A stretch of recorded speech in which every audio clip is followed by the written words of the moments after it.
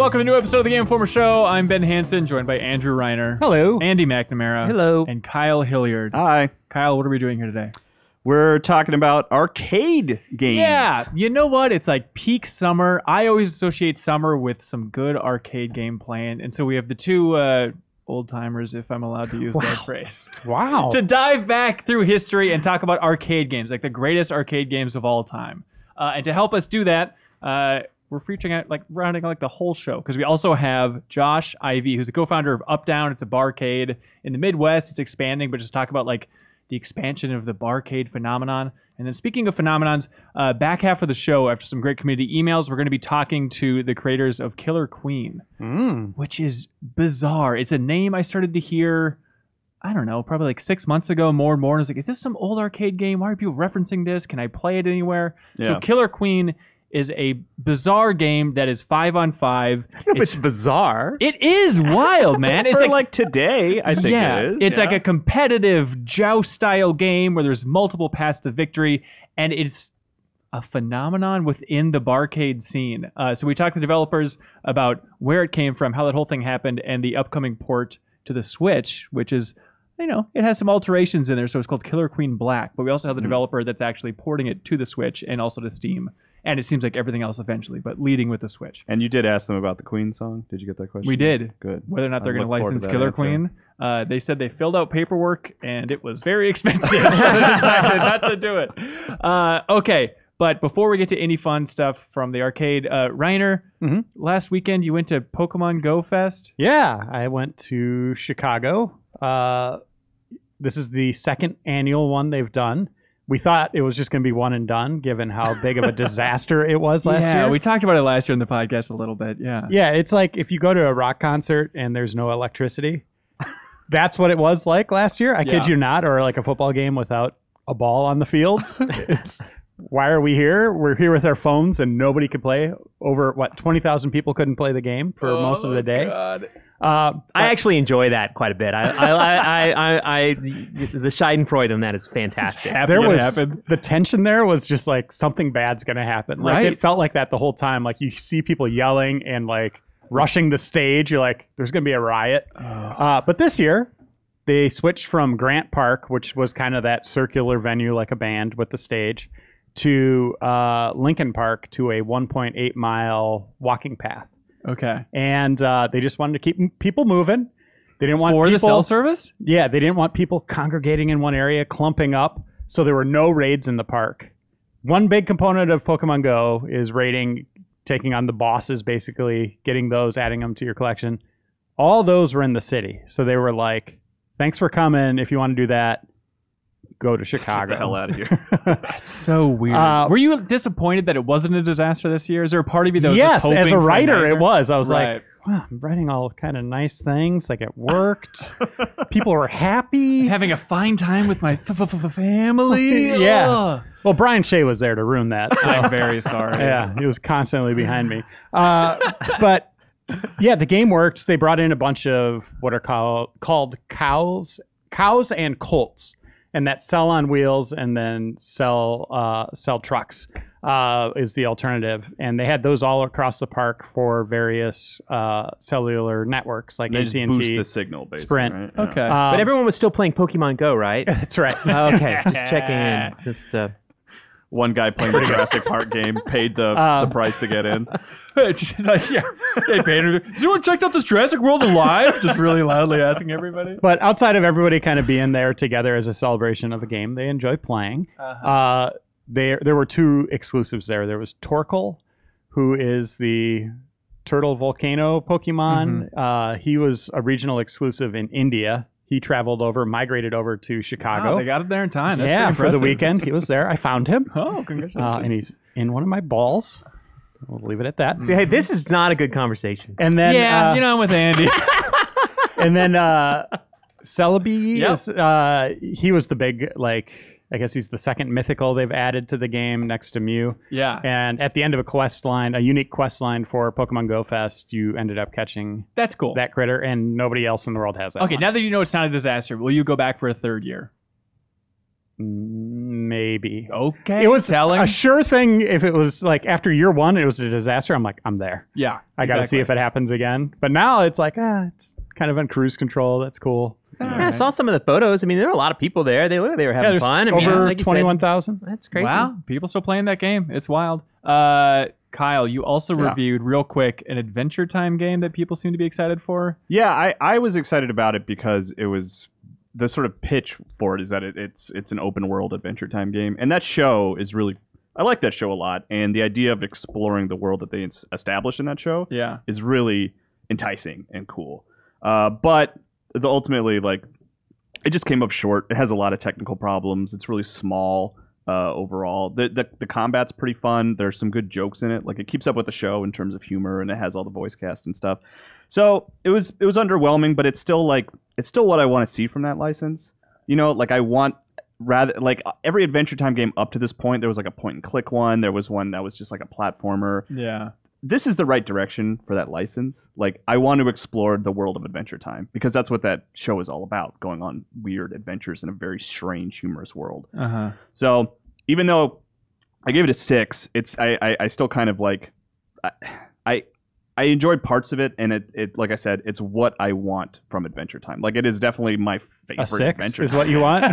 I don't want it to be a 6, but is, conceptually and like the way it was organized and like, you know, Gotcha. the missions and stuff. Just do it good. Yeah, do it, but do it better. Do it good next time. Okay, if there's a next time. Okay, now really, let's go back in time. Andy McNamara, do you remember the first time you went to an arcade at someplace in Texas? I think you were telling us at some point in history. Yeah, right? well, that's where I grew up. I mean, I don't know. I guess I don't know the first arcade I went into. I do vividly remember the 2 arcades that I went to a lot as a kid.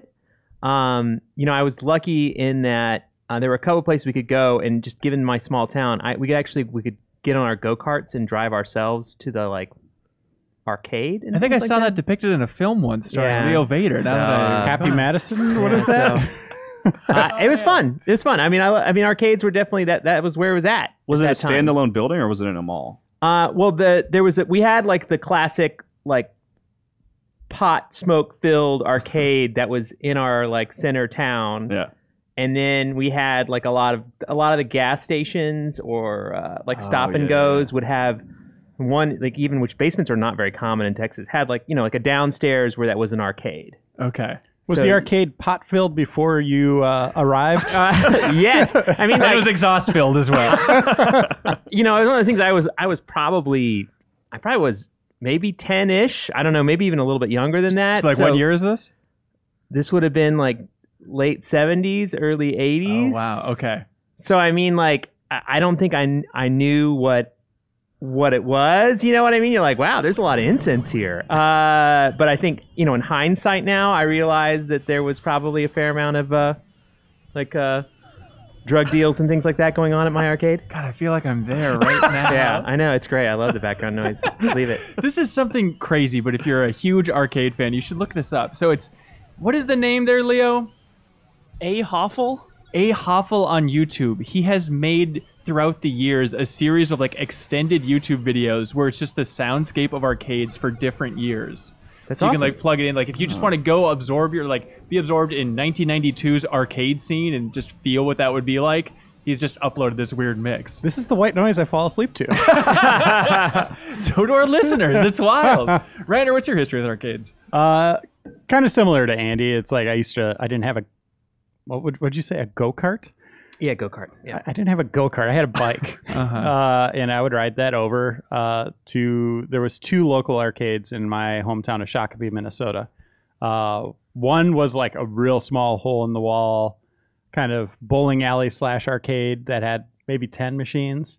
But then we had one in our mall that had all the new stuff. Like, I mean, that thing was bopping. And it didn't sell, you know, alcohol or anything like that. It was just a dedicated arcade. There was like one employee with, you know, wearing the change belt, Pretty sweet. kind of walking around, and you know, it was standing room in there. Like you could barely get around, given how many people they crammed in there, and units, you know, arcade units. Yeah. What was the arcade coverage like for old school GI? How much of a priority did the arcade scene have? Didn't have much. I mean, a little bit. Okay. I mean, I went to some early like reveals of like like Mortal Kombat and things like that. Like back in the day, like a long, long time ago, there used to be the AMA, I think is what it was, the Arcade Manufacturers Association. I'm probably getting that. I'm probably murdering that right now. But I remember going to one of those like in New Orleans and Chicago and things like that. It used to be a thing that we'd go to because that was at that point, to some degree, like if Mortal Kombat 3 was coming out or Mortal Kombat 2 was coming out, that was big news, right? To get there. So we would go to those. Those were a lot of fun. I mean, they were weird because they were like Arcade Manufacturers Association. So it was more like there were a lot of like crane games and just like kind of the like it was all the arcade kind of games, not just like video game arcade games. So there were definitely cabinets there, but a lot of people were hawking other wares. Pinball was there, things like that. So it was more just like coin operated machines rather than like arcades, like not as many Street Fighters and Mortal Kombat. Yeah, so maybe it was like the amusement manufacturers something. Did we ever review an arcade game? Yeah, Oh, yeah. we did back. We in the had day. a section called Arcade Brigade. Oh, very cute. Yes, That it was a dedicated column or I guess page or spread every month, and we did put a couple of arcade games on the cover. We did NBA Jam. Yeah, and Mortal Kombat. Obviously, they had console games coming. Yeah, I think we did them at that time when the console game was coming. We also, I think we worked with like some of the, like old school, like Jeff Gertzman, I think did some stuff for us way back when, and like Ryan McDonald, who worked at GameSpot for a while. Yeah, so they would just do like previews of different arcade games and stuff? Well, they were in San Francisco, the Bay Area, which, a lot of times early on with arcade games back then, there would be like a unit in Chicago that would be on test, and like a unit in LA or San Francisco or something like that would be on test. It would be one of the first times that like one particular arcade would get a game, that it would be out to see how it went. It was kind of essentially what today would be considered a beta test before they would do large scale manufacturing. So those little moments were a big deal to go see and see what you could learn from those. Yeah. But I mean, it was brutal. I mean, you'd go like I think Reiner and I ran to like the Eden Prairie Mall once to play Mortal Kombat 2 or 3. I don't remember which one. But I mean, like you went there and you played and like everyone was playing, but also at the same time too trying to figure out the moves at the same time, So what just I mean? Like there's a lot of like, hold off. Like just, everyone's had this fighting game experience. Was like a guy with a notebook that would be like writing down the discoveries. So people are like, not just like the standard moves, but like, okay, let me kill you.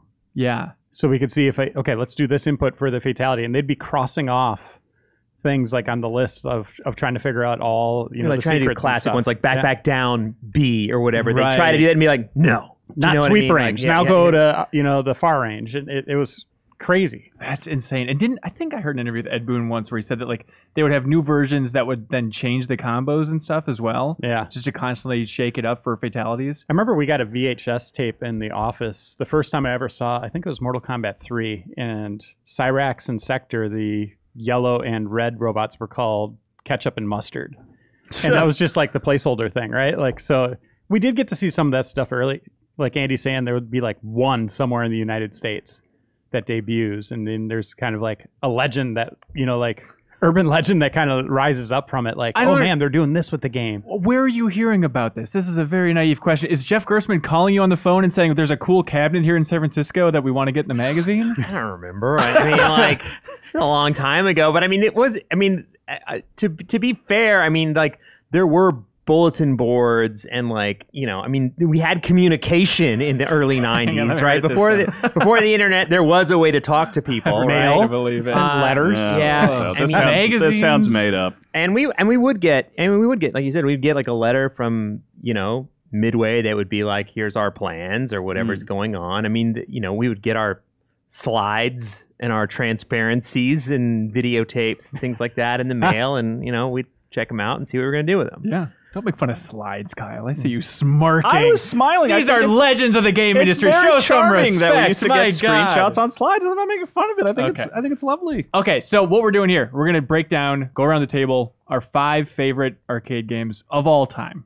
Yeah. Reiner, do you want to start with number 5? We can just go down the line. Oh, number 5. Yeah, I'm going to go a little something called Moon Patrol. Does anybody know what that is? I know Moon Patrol. Maybe have seen it. I played it again when we went to the Up-Down recently. Oh, really? Yeah, I did. What is this thing? It is a side-scrolling shooter, kind of it has an element of platforming, kind of like almost like Super Meat Boy, where you have to be very precise in your timing to jump over rocks and little like the jumps are really hard. Yeah, like little gaps, but at the same time, there's like flying saucers going overhead. You are a little buggy, like a 6-wheel buggy, part of the Moon Patrol. There's aliens on the moon, by the way. Oh, good Christ, no. They're taking over. But it's one of those games where you just kind of get this zen-like state where you're like locked in and you can own and control that machine, getting like, I think the first Extra Life was at like 10,000 points. And I could do that like with my eyes closed at one point. You know, like that became so easy, but then it'd be like 25,000, 50,000, something like that. Yeah. But I would just, like if I saw that in an arcade, like if I was traveling or something and I saw it, that'd be the first machine I'd go to. Like, even if there's new stuff there, it's like, I got to play Moon Patrol. Just because you have the muscle memory down. Yeah, and it's just so much fun. Like, I thought it was such a great game. Do you remember who made it? Irem? Irem? Okay. I want to see. Let me see. I got some data on it. Yeah, Irem, 1982, parallax scrolling. Yeah. Famous for his parallax scrolling. Moon Patrol. I should play it at some point. Right. It's good. It's had up down. Yeah. I always just walked right past it. It's some dorky sci-fi Check it out. game. Who the hell wants it? Andy, number 5. First of all, I want to say this was hard. There were a lot of games I have a lot of great memories with, and I left some games off that I think are major parts of what I like about games. But I definitely tried to pick ones that I think they're just amazing games, right? And I think that they've held on and they're still amazing to this day, even like that they didn't really kind of fall apart, I guess, to some degree, which some did. Like an example of that would be like I loved Dragon's Lair when it came out, but it's not that great of a game, but right. I really enjoyed it. But at number 5, I put a game that I still think holds its own today and has had some new versions recently, which is Tempest. Oh, Tempest 4000 just came out this week. I know. I played it, actually. I was playing it yesterday. Oh, really? Yeah. Tempest is one of my favorites. It's a game that really feels best in the arcade with the dial. And I just think it's unique. It's always had cool graphics. Like even the graphics today remind me of the original graphics with the kind of vector style. So that to me is an all-time favorite and Hall of Fame easy choice. Okay, Tempest. So help me out with this dial thing. So it's just like a physical dial that you're rotating as you go around the tunnel and shoot these aliens. Like this big. Yeah, I mean, it's massive wheel. Well, it has different. No, it's not. It's a fairly simple, almost like the old Atari 2600 kind of dial kind of thing. It's just on.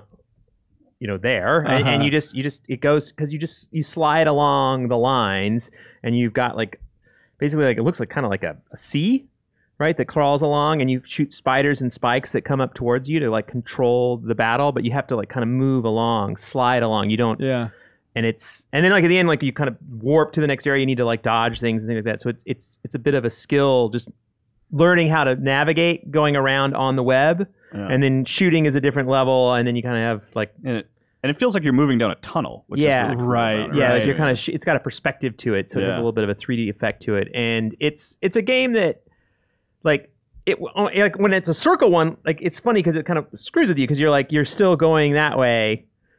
You know what I mean? As you start to do like loop-de-loops, as you like kind of take things out. It's a fun game. It's challenging. It's a little thing to later. It's not my favorite shooter ever, but it's close. Okay, all right. It's really close. Did you enjoy your time with 4000? Yeah, I did. I did, actually. I want to play it a lot more. I just loaded it up and kind of spent like maybe 30, 45 minutes playing and kind of figuring out what like the changes were and whether I wanted to use the keyboard or if I wanted to use a D-pad. Yeah. Kind of thing. I was trying to figure out what I wanted to use as an input a little bit. But yeah, I mean, I want to play it a lot more. I mean, I love Tempest 2000, another kind of take on that came to console. Atari Jaguar was, I mean, I bought a Jaguar because Tempest 2000 is so amazing. I love Tempest 2000.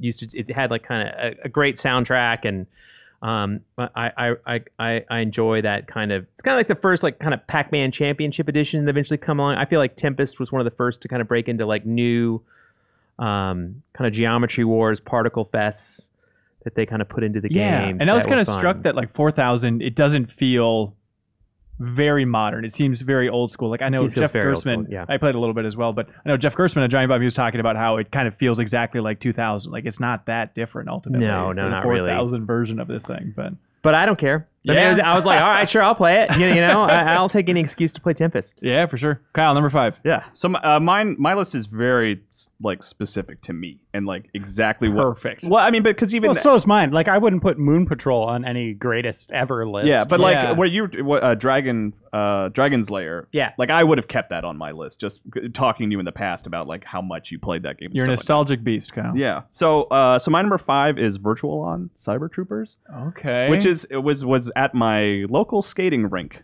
Is where I feel like these are gonna be the top 5 games that were at your local skating rink. Actually, I think skating rink, was it like ice skating rink or like a roller like rink? roller. Oh, actually, yeah. I think that's my only one actually. To Okay. spoil it, but yeah, it's the thing about it was I just really because it's like a dual.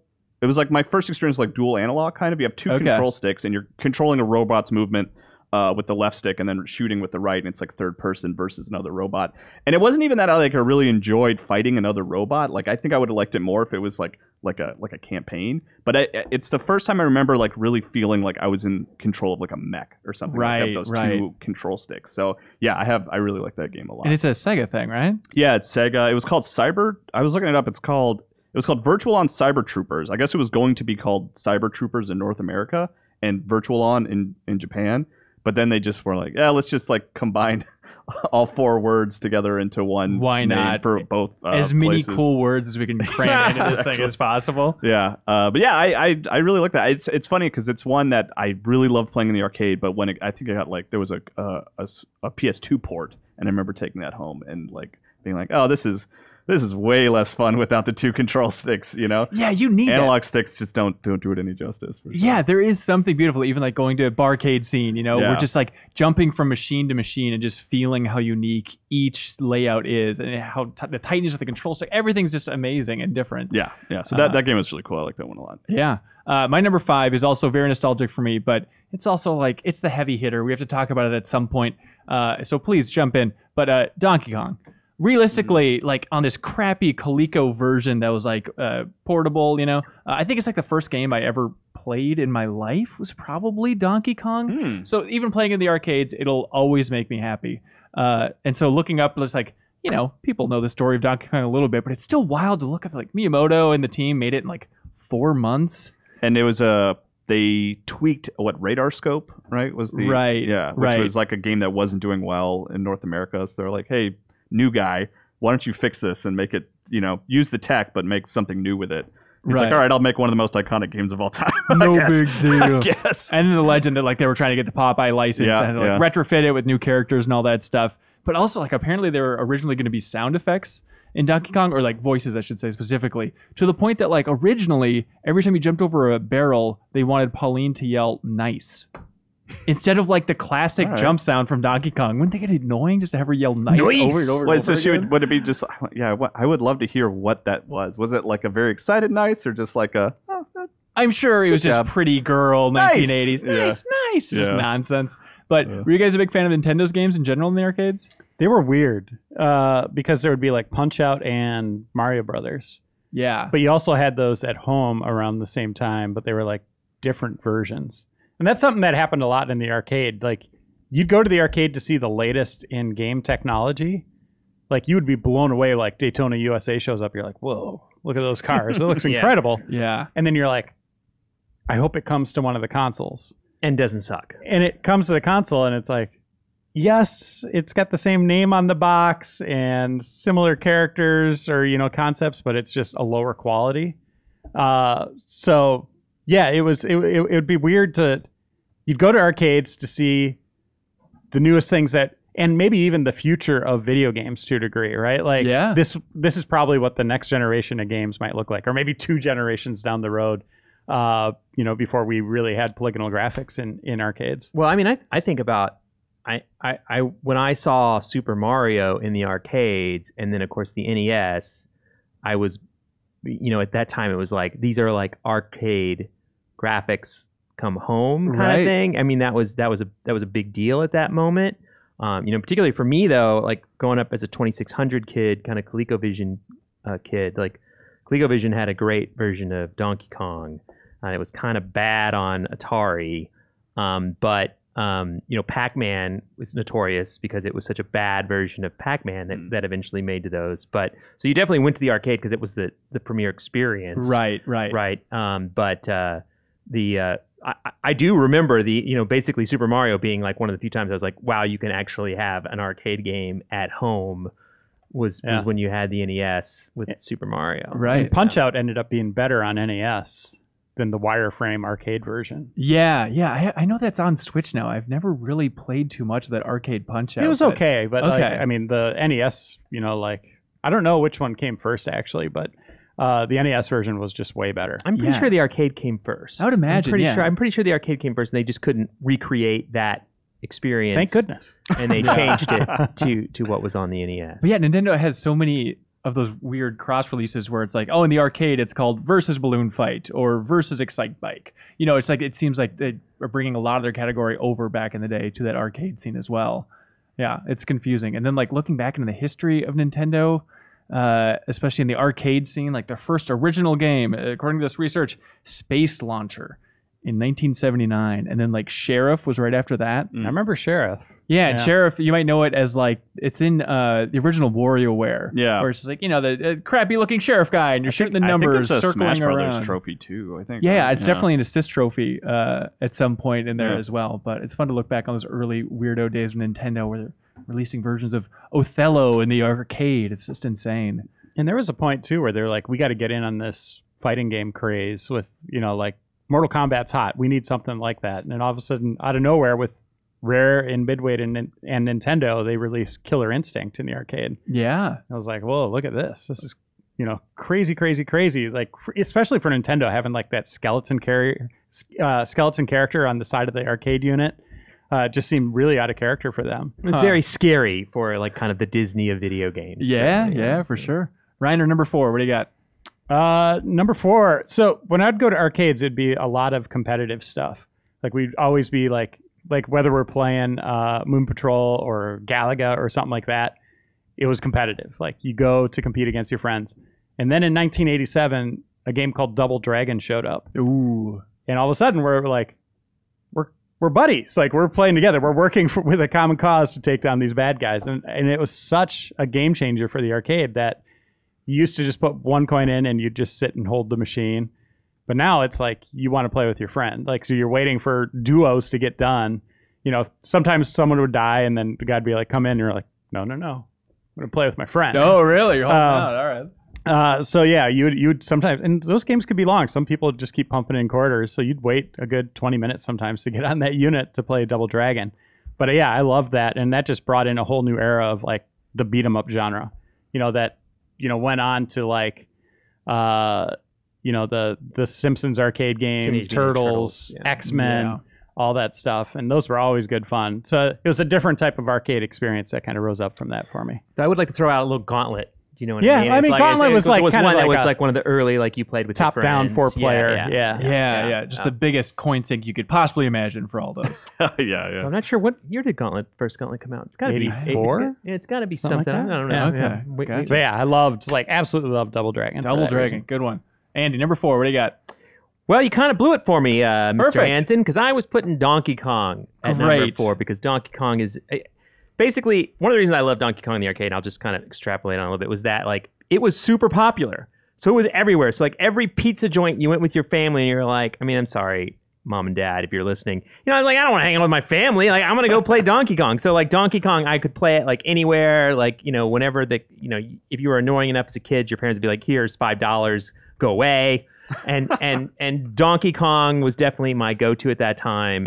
And I even remember just you talk about the old days in the way that we talked about things. I didn't know when I first played Donkey Kong because I was bad at it that there was people be like, have you ever been to like the Pie Factory, man? And you're like, wait, what? You know what I mean? Like there's different those are things that you would strive for to get to see, and then you'd get there and you'd be like, no way, and then like die immediately and be like, I need more money. I saw a glimpse of heaven. And so those were fun, and I eventually got very good at Donkey Kong, but it was one of those things that it was, I think, an amazing game that doesn't get enough kind of credit. It's a lot of fun. It's just a lot of fun. Yeah, still holds up. In the future, I'm sure there's going to be a lot of overlap going into the top. we should all just jump in. If somebody says yours, just jump into the conversation there, and then we'll just skip it next go around. We got it. No. Okay. All right. That works too. All right. Kyle, number 4. No, my number 4 is Time Crisis. Interesting. All right. I'm glad we got it in there. Yeah. I mean, I liked all those light gun shooters, like House of the Dead, stuff like that. But the first time, like, I really conceptually understood how Time Crisis worked, and like, it wasn't that you were shooting off screen to reload, but that you had to use the pedal. I remember just like involuntarily, like, even leaning in and out and stuff like that, like really getting into it. Like, you know, when you let off the pedal and you go out, you get into safety. Like, my body was like leaning out of the way because I was like so into the idea of like having control of my position in this like which is basically just like an on-rail shooter, you know. So yeah, and I remember the gun would actually like cock when you shot it and stuff like that. That's sweet. And it was awesome. It was awesome. I like that. That was definitely like far and away like my favorite light gun shooter. Yeah. Do you guys like light gun games? Yeah, they were fine. A lot of times you'd be like, there'd be that moment of truth of putting your quarter in the machine, and it's like, I hope this is like synced up right. Like really? Yeah. Like, a lot of times you just start shooting. It's like, this one's not working right. You got to kind of rapid fire to find out how you got to kind of point it at the screen. And specific for Time Crisis, that cool action of the gun like actually moving, like only half of the guns would work. You know, you'd be like, well, I think the one on the left is actually doing it. The one on the right doesn't work. And I don't think I ever saw a machine where both guns worked perfectly, you know. All right, help me out. Time Crisis. Is it, I don't think I've ever played. Does it involve time travel? Why is it called Time Crisis? I honestly don't even remember. Isn't it a timer on the screen, maybe? Is it really? Probably. But you know the concept of it, right? Like it's like like think of like, you know, your typical like sort of light gun shooter, but there's a pedal on the ground that you can press and your character will actually move into cover. So it was basically like an on-rails light gun shooter with a cover mechanic, which is really cool. Yeah.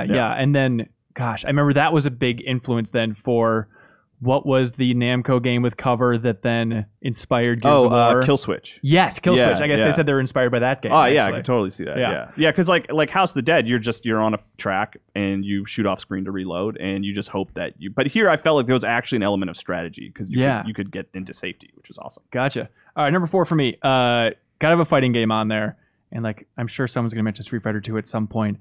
That's great, solid, can have a lot of fun, but I'm a sucker for like novel animations, over the top animations. Like there's a old arcade game called Martial Masters, which just has amazing animation. There's this just the idle animation for the drunken fighter. This is your number 4? No, well, I'm getting to it. I'm getting to it. Right. But the animation for this drunken master is just incredible in Martial Masters. But going on the animation trend and also with the tight gameplay of Street Fighter 2, going the first Darkstalkers. Yeah. It is so much fun. Every character is just ratcheted up to 11. Every animation, every move just looks over the top insane. And I guess like Capcom originally wanted the Universal monsters, couldn't get it, so they made their own. And so it's just, hey, here's insane, here's Frankenstein. Well, here you got basically like Ryu, but he's also a vampire. There was like the mummy character who was like towered over everybody else. He's like that's so who I always huge. went with. Yeah, and there's also like a Yeti Sasquatch character that's also just massive, just beating the crap out of each other. It's just weird. It was one that I remember. It's not on my list, but it was at my skating rink. Oh. But I do remember that just kind of like it's standing out among the row of machines just because the characters and animation were so insane. Totally. You know? And I didn't know that apparently they made a TV show based on Darkstalkers. Really? And one of my favorite characters in the game is Lord Raptor, who's this dumb, like, rocker zombie guy. I looked up, apparently in the lore of Darkstalkers, he was performing at a rock concert, and then he decided to kill himself and 100 of his fans.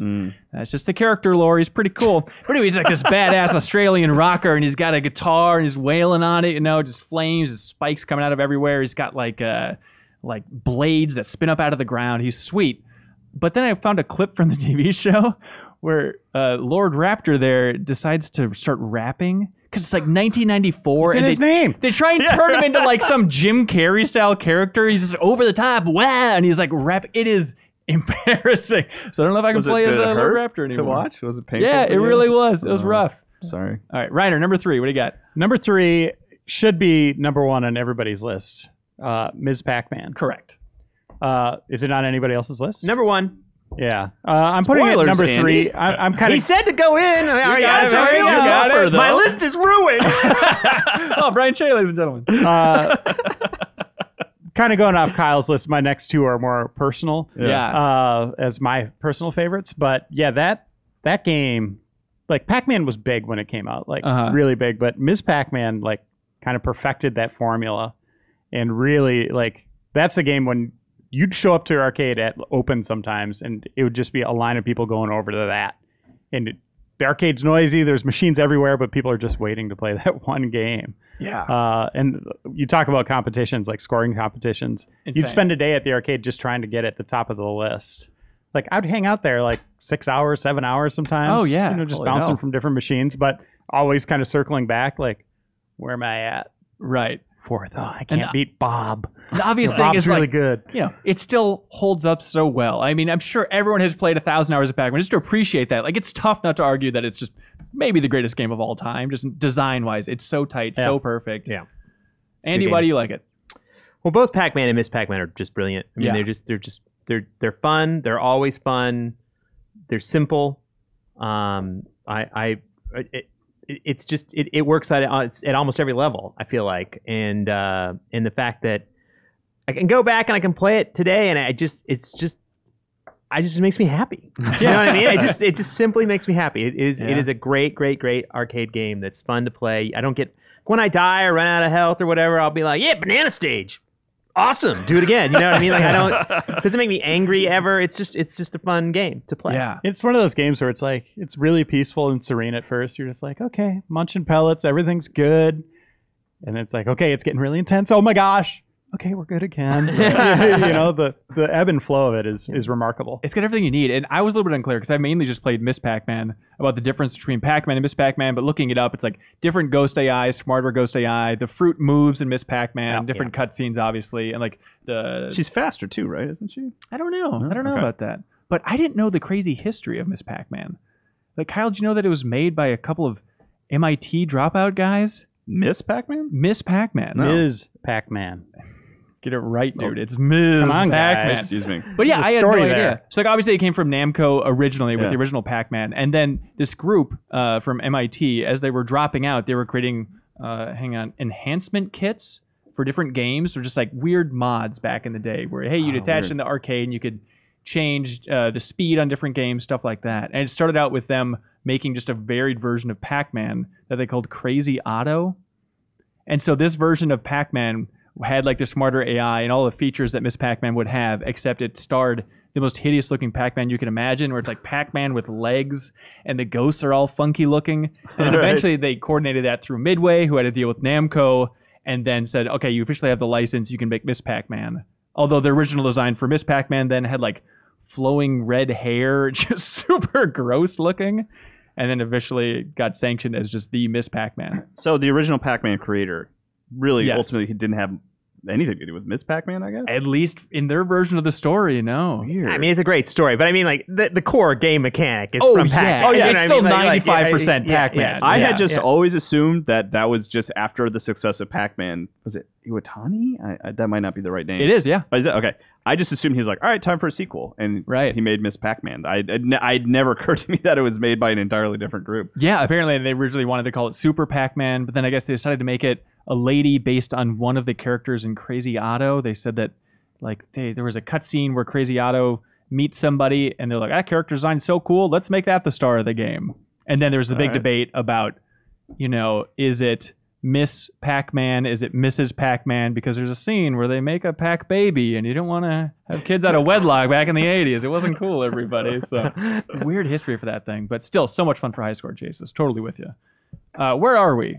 Andy, number 3? Andy, number 3, yeah. My number 3. I put, I think, a classic that takes all the good parts about a lot of arcade games, and that is NBA Jam. Yeah, there we go. You knew it was going to come from somebody in the top 5. I mean, NBA Jam was so fun.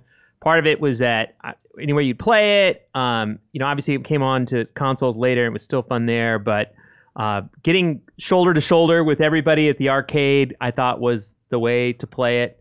And, obviously there's different versions that came out post, but the original NBA Jam was just a blast and one of the best arcade games. I think it was oh, I'm sorry, go ahead, Brian. It's one of the few one of those experiences where you'd actually punch in your initials and it would remember you.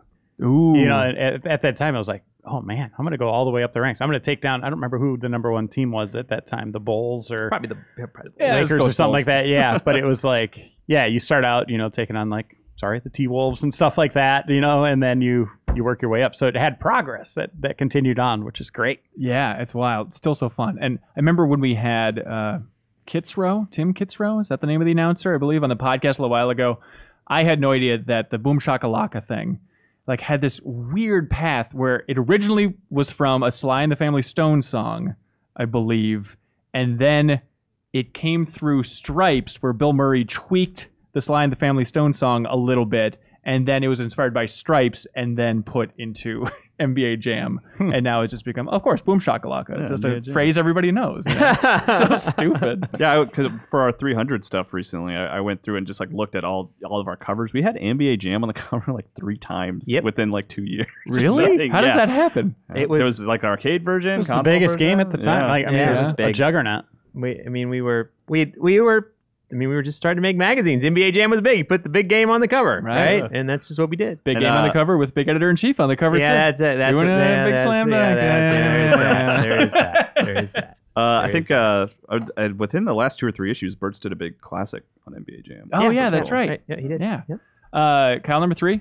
Number 3. Okay, so this would be, I imagine we probably all have a fighting game, and mine's maybe a little weird because it's not Mortal Kombat or Street Fighter. I didn't really have access to those, but I did have a convenience store that I could walk to that had Killer Instinct. Oh, interesting. So I played a ton of Killer Instinct with my brother, and the thing that I remember being really sort of engaged with, because we brought it up earlier, we're talking about the scary skeleton on the side. It was a scary fighting game because Fulgore was. I never really thought of Mortal Kombat as scary for some reason. I don't know why. Just laughable. I guess, yeah. But like Fulgore, I thought was just this terrifying creature, and then it was early. It was you were just starting to hear mutterings of the N64, and a big part of Killer Instinct was it would have this big Mega or Ultra 64 logo ahead of it, and it was, really? It had that in the game, and that was this weird tease for what would eventually become the Nintendo 64. And I always looked at it, I was like, oh my god, this is what the Nintendo 64 is going to look like. These are what the games are going to look like that we have at home soon. And yeah, so that I connect the Nintendo 64 to that game weirdly because of that. Of that weird hype. Yeah, Killer Instinct came out on Super Nintendo with a port. Yeah, and they made Killer Instinct 2 for arcades. And they apparently they did port it to the Super Nintendo, but they never released it. They just tweaked it and it became gold for N64 later. Oh, is that right? That's weird. Yeah. Oh, that's weird. Yeah. Okay.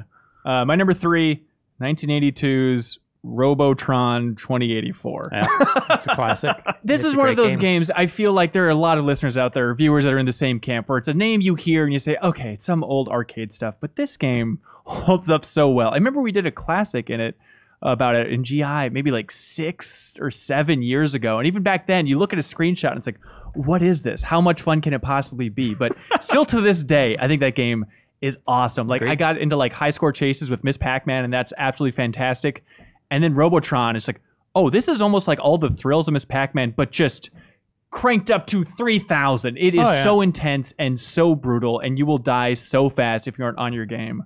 But twin stick, right? One of the that's first the twin thing. stick. Yeah. Miss Pac-Man's more about thinking ahead, where the ghost might be going, where Robotron is just sheer reflex and skill of being able to take down the enemies as they're coming at you. Yeah, if you love games like Geometry Wars, it's worth going back and taking a look at this. They released some midway collection on last gen that you can still check it out with, but it's funny hearing interviews with Eugene Jarvis, who we had on the podcast a little while ago, talking about how he had this eureka moment of oh wait, yeah, dual analog sticks, dual joysticks. I think this could work. So you can move and shoot. And just to have that epiphany and just have it completely change the gameplay and still in 2018 have it feel so good. It's just unreal. There's a lot of games that have ripped off of Robotron and Smash TV. Yeah. Those kind of those early games in that vibe. But I agree, Robotron's a classic. Yeah. And it looks like shit. It sounds like I actually don't think it does, because it's got that cool vector look to it that I actually really like. I like that it has old a style school to it. sci-fi. Yeah. It's just the most gamey ass game, just boiled down to its essence, Leo Vader in the booth recently played an unhealthy amount of it in a high score tournament. How'd that go, Leo?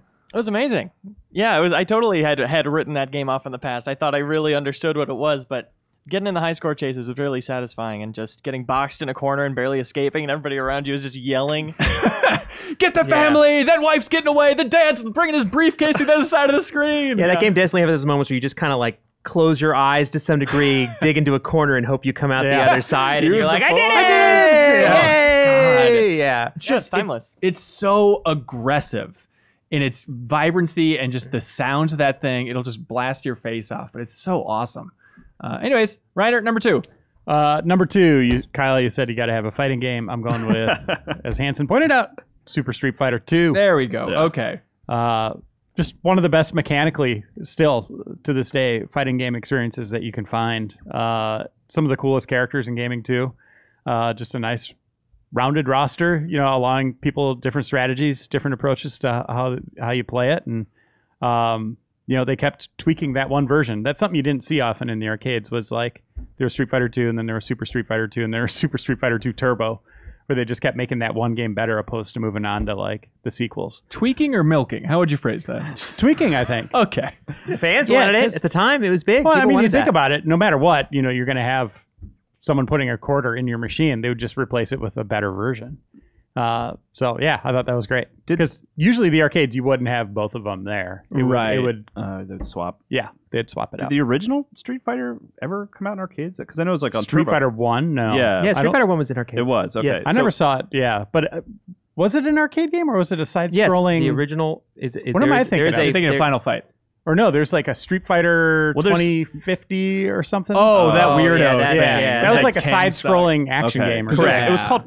Wasn't it called Fighting Street for like Turbo Graphics or something? But I don't remember. Yeah. Did you? Was that? I have played the original Street Fighter in an arcade. Okay. And I also played it on Turbo, which is where I got the most familiar with the original Street Fighter. Was there? Okay. Well, like, was it?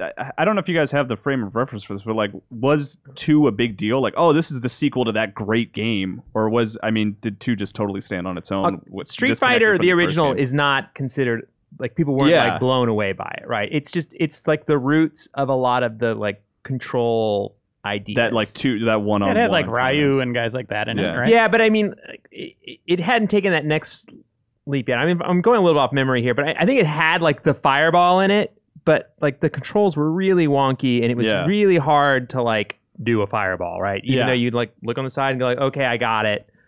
I'm going to do this. It was not easy to do. Yeah. Not impossible, but it was definitely less forgiving, right? Or maybe just not as fluid as Street Fighter 2 eventually is.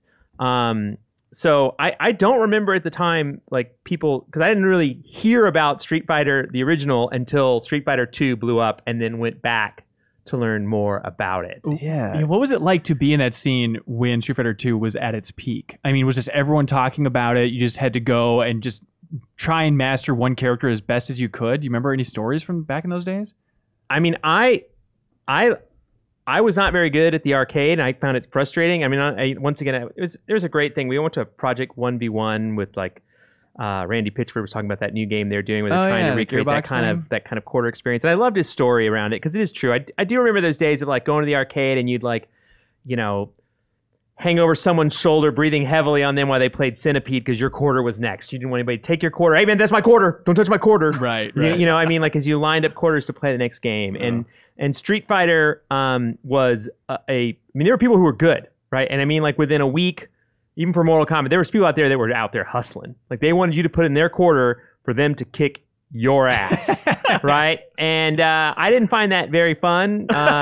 So I really got into those games a lot more at home. Yeah. Like, Street Fighter on Super Nintendo was where I learned how to play. I actually had someone, it was really funny, a guy who worked at Funko way back in the way. He was like, hey, you want to play? And we played, and I think he beat me.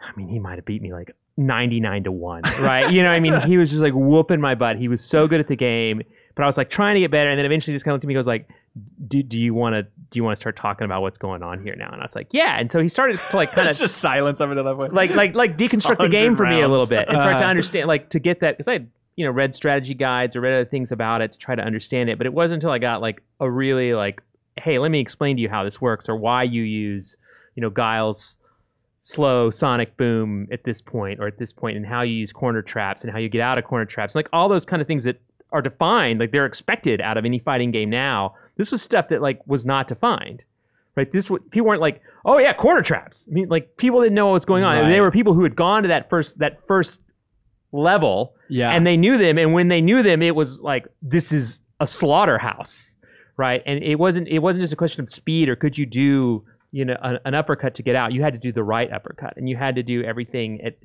at certain moments. And I think that's what Street Fighter innovated on and changed the world on. It brought a lot of strategy. Like, whereas these other games we're talking about, it was very much like, that was a good run. You discussed that a little bit, like, oh, I narrowly escaped. Whereas Street Fighter, it was like, I used the middle attacks on this guy. Like, he was going with the slower stuff. I went in the middle range, or I exploited the fifth hit zone. Like, stuff like that didn't really exist at the time. So you would have more discussions of that, and you'd actually study how people were playing, just like you do today. And any fighter or any, even Fortnite, like, oh, that guy's a builder. You kind of had that element, whereas, before that, it was more just about luck and, reflex and skill, like figuring out how to beat those Pac Man stages, or like you said, Robotron or Defender, stuff like that. No, they've definitely taken the chess to the next level. Like the fighting game chess had really moved, like Street Fighter 2 moved it forward. And I think that's, at the time, that was the conversation. And I think that's why everyone wanted to know it, because everyone wanted to learn how to be. It was one of those first games that like back in the day, they used to sell like books that would teach you how to be good at Pac Man, like teach you like what the patterns were and things like that to try to like beat Pac Man. It was really hard to memorize those patterns, and it was like, but this is one of the first games where it was like, here's a character, learn the basics, and then start to learn what the advanced techniques are. And I think that was, at least at the time, in my opinion, it was one of the deepest games I think I'd seen it. Maybe, you know what I mean, as far as like depth in a control of a single character, just like as a solitary piece. I mean, obviously I know there were big giant RPGs that did a lot of things, but I mean, just as a single character to have so much depth was astounding. And I remember just the mind game on the character select screen, whereas if you saw someone like kind of slowly going over the characters, you'd be like, you're done.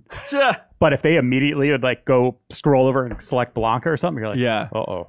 It's like, gonna be a it's nightmare. on, right? It just raised the intensity right there. Oh, God. Such a good game. I always fall into that trap, too, of like, all right, I know how to do Hadouken here. I think I can handle anybody because I can do a couple of special moves, and you just get slaughtered if you try and rely only on just trying to show off your cool moves that you memorized. Yuck. Wait, Andy, number 2. Andy's number 2. Oh, Galaga. Oh, great. Okay. Galaga is a game that I will love forever. It is a classic. The ability to like kind of go to that next level where you can like, they can steal your ship, which for a long time I was like, don't steal my ship. And then you're like, oh, they stole my ship. And then you get the 2. It just has like, I think, some interesting strategies. I like the kind of bonus stages. It was a game that actually, when I was a kid, one of my friends' parents, and I don't even really understand why, but they had one.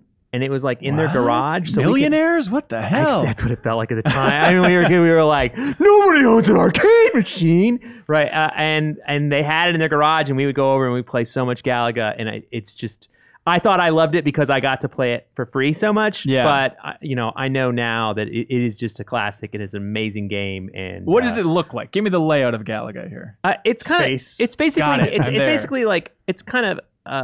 It's a take on Space Invaders, right? That just kind of took it to the next level as far as like graphics and things like that go. Added a lot of color. Right? Obviously, because originally there wasn't a lot of color in Space Invaders.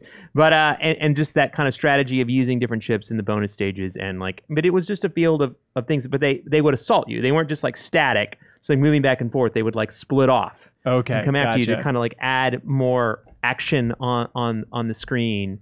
And I mean, I definitely, if I had an arcade at my house and I had the room, Galaga would be one of my games. Andy, you could probably afford a Galaga. I can't afford. The problem is with arcade games, we even have that here at work when we have them. It's a space. Yeah. It's, you know what I mean? Like that's the worst part. And of course Galaga made its appearance at the front of Ridge Racer. Was it like the loading screen? Oh, that's right. Okay. Just to kind of throw in a little other bit there for you. But Galaga's a great game. Amazing game. Yeah. Definitely, I put that above Tempest, which I adore. So that's how much respect I have for Galaga. It's a great game. Man, great, you'd great feel game. so bad if you missed a ship in the bonus sections. Like you have to get. Well, those. you knew your score was doomed if you didn't set It's everything like, up right. It's just Right. like I might as well just give up. Just walk away. Yeah, seriously. Yeah. It's crushing.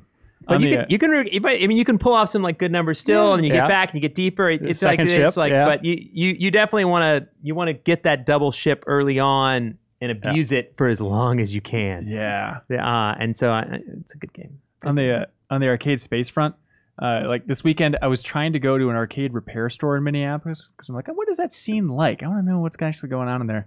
And that one was closed, so I went to a runner-up where they're basically just selling MAME machines and stuff, which is still okay. And they had a Daytona cabinet there for $200, but the catch was that you couldn't take it apart. So it's like, hey, $200, you can have this, and like, one of the camera buttons is broken, but you can drive this car. Won't it be cool? It was really tempting, even though you couldn't fit it through a door. It's like maybe there's some garage somewhere I can shove this Daytona cabinet in. Oh, is it a seater? Like it's a full car seat thing. It's Maybe just an a employment beast. office. Oh, actually, yeah, they could have just put it in the lobby of Game Informer. Just right there in that one spot. Yeah, we could probably because we need more junk at Game Informer. That's what we need. We have arcade cabinets at Game Informer. I know. In 8 years, I've seen them turned on twice. Yeah. Maybe. Yeah. Why is that? Why don't we play those more? Because we have other games. Because we're busy. It's time to finally review Gauntlet up there, man. It would be fun to someday do something with that. I don't know if it's like a live stream where we can just zoom in on the monitor, do something with that arcade space at Game Informer because it's crazy underused.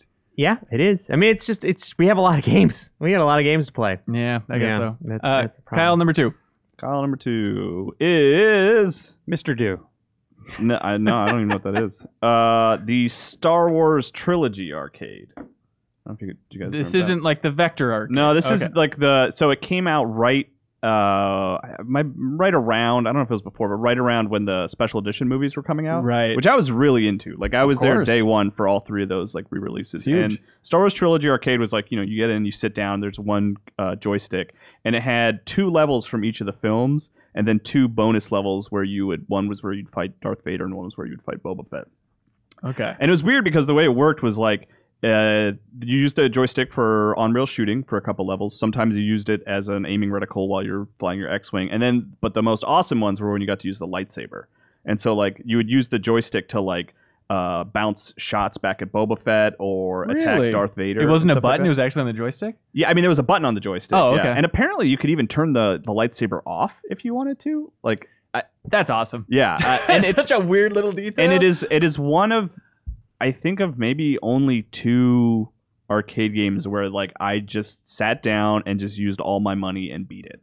Like I completed that game, and it's awesome. It's really cool. This is your money, not your parents' money? I guess my parents' money, if you want to be technical. Allowance. Allowance. At Aladdin's Allowance. Castle was the arcade that I played it at. I remember. That's a really good name. Yeah, I loved. It was at the time like the best looking version of like playing through all the films in one shot. Yeah, totally. Yeah, Yeah, I get it. Yeah, I love that game a lot. My number 2, Miss Pac Man. Already covered it. Reiner, number 1 arcade game of all time. Star Wars Arcade, the original vector graphics.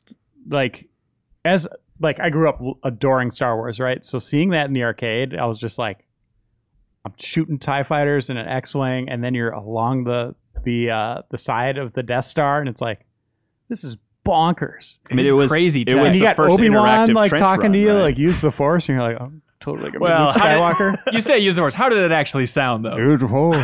But it was more like...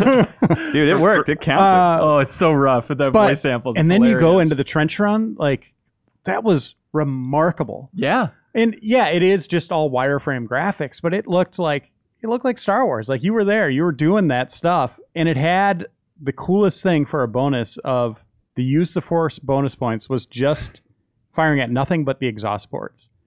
So that was really hard. You'd have stuff coming along in the trench with you, and yeah, if you just did that, you'd get bonus points for that. That's sweet. Freaking awesome. It is really, really cool. Even to look at now, if you've never seen it, look up gameplay videos because I don't think they ever re-released it anywhere, did they? I think they Rebel Assault for the GameCube, you could unlock it. Oh, really? Which I remember it was on the back of the box. That was a big deal that like it had the full arcade game on there. That's awesome. That's that's the first way I played it. Yeah, and I was had it that on game. Atari 5200. It was okay. But that arcade unit, you'd sit down in it, you'd be secluded. Like, oh, this is so good. Yeah. Speaking of re-releases, I was looking up Robotron stuff. I didn't play enough of this game to find it, but apparently in LEGO Dimensions, there's a Robotron level where you're Gandalf and Batman on the Robotron plane taking on like Robotron enemies, and every time you complete a wave, it does like the Robotron transition, and then go to the next one and you just throw in more dumb Lego characters. Is it like you played dual analog? Like you played the rest? No, it seemed like you're like stuck on this 2D plane, but then you're still using like your batarang to like take out these enemies. It's weird, man. The video game industry is weird. Andy, number one? We already went through it. That was Miss Pac-Man. There we go. Miss Pac-Man, the classic. All right, Kyle, what do you got? My number one was Kangaroo. All these games. I don't know what these games are, Reiner. They just sound like made up things. The Teenage Mutant Ninja Turtles arcade game. There we go. Okay. Which, if I played it, I eagerly bought it the day it was re-released on Xbox 360 Live Arcade. I was like, this is not fun. Never do that. Don't try and rekindle the past. But man, yeah, I remember going to like a birthday party and just like, everyone got their sort of here's your little stack of tokens. I used every single one on Ninja Turtles. I didn't look at anything else. I loved Ninja Turtles at the time. It looked exactly like the cartoon.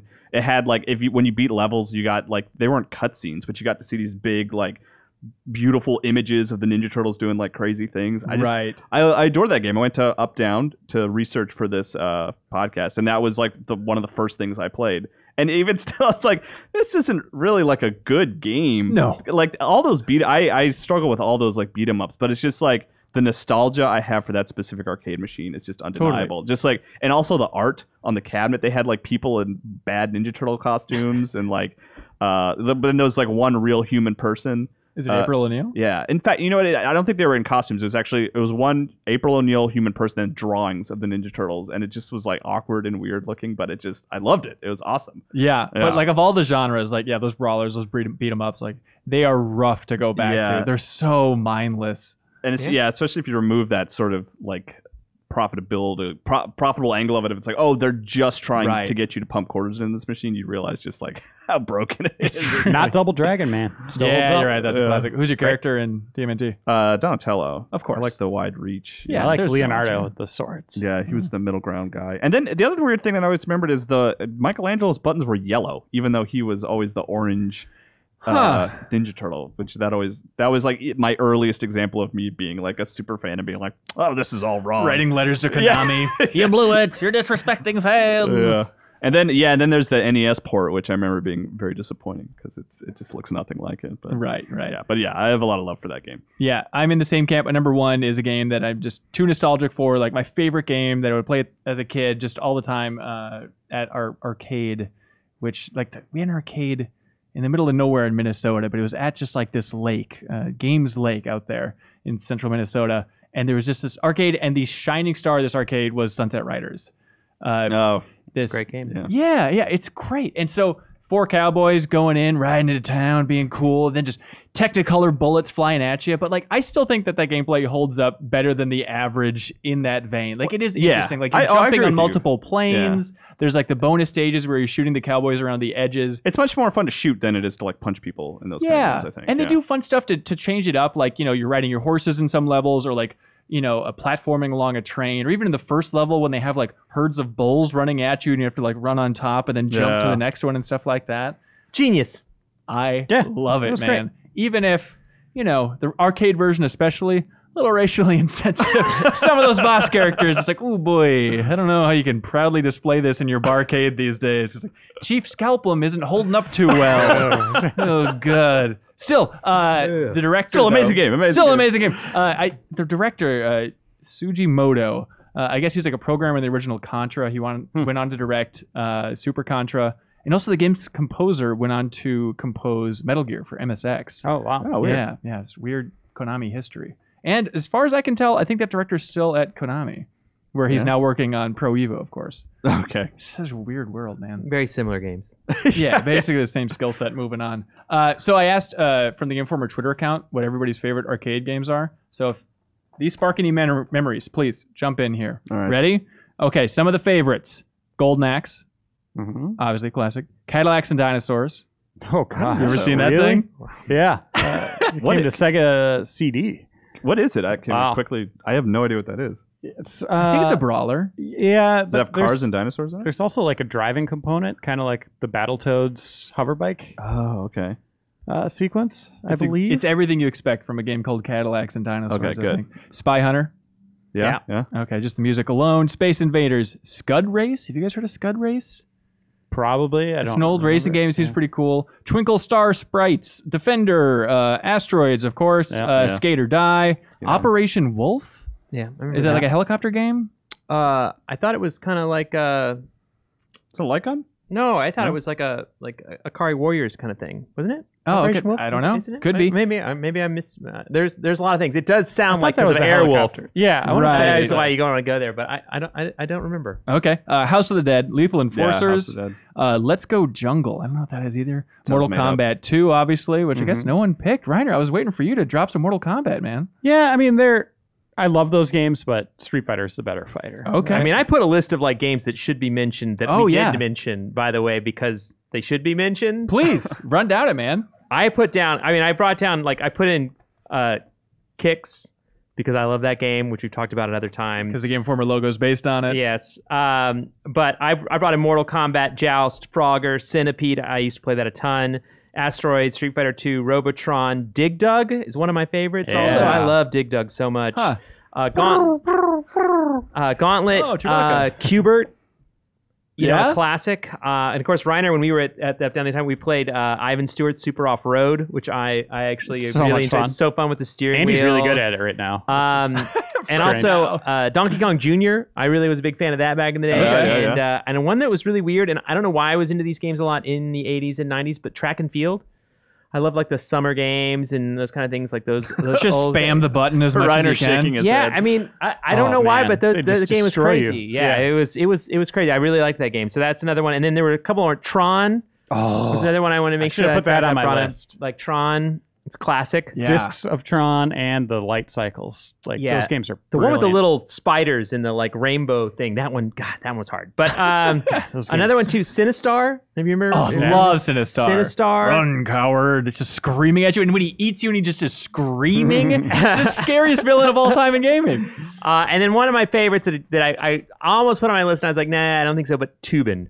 I always thought Tubin was a lot of fun. It's just like a nice, back in the relaxing game So, with some skill. Yeah, literally So- going down a river in an inner tube. Yeah, For it is. people that are It's familiar really with it, dumb, yeah. but I kind of love it for how dumb it is. It I don't know. And I also grew up in a town that like Tubin was a thing. Like we had a river through it. Like that was the thing our town offered. Like that is our attraction was people tubing. Right. And so you know, You captured real life really yeah. well. Yeah. Also, Windjammer, so the Yeah, Plug it's 4 is classic. still fun. I think it still holds up really well. Out Foxies. Do you guys know Out Foxies?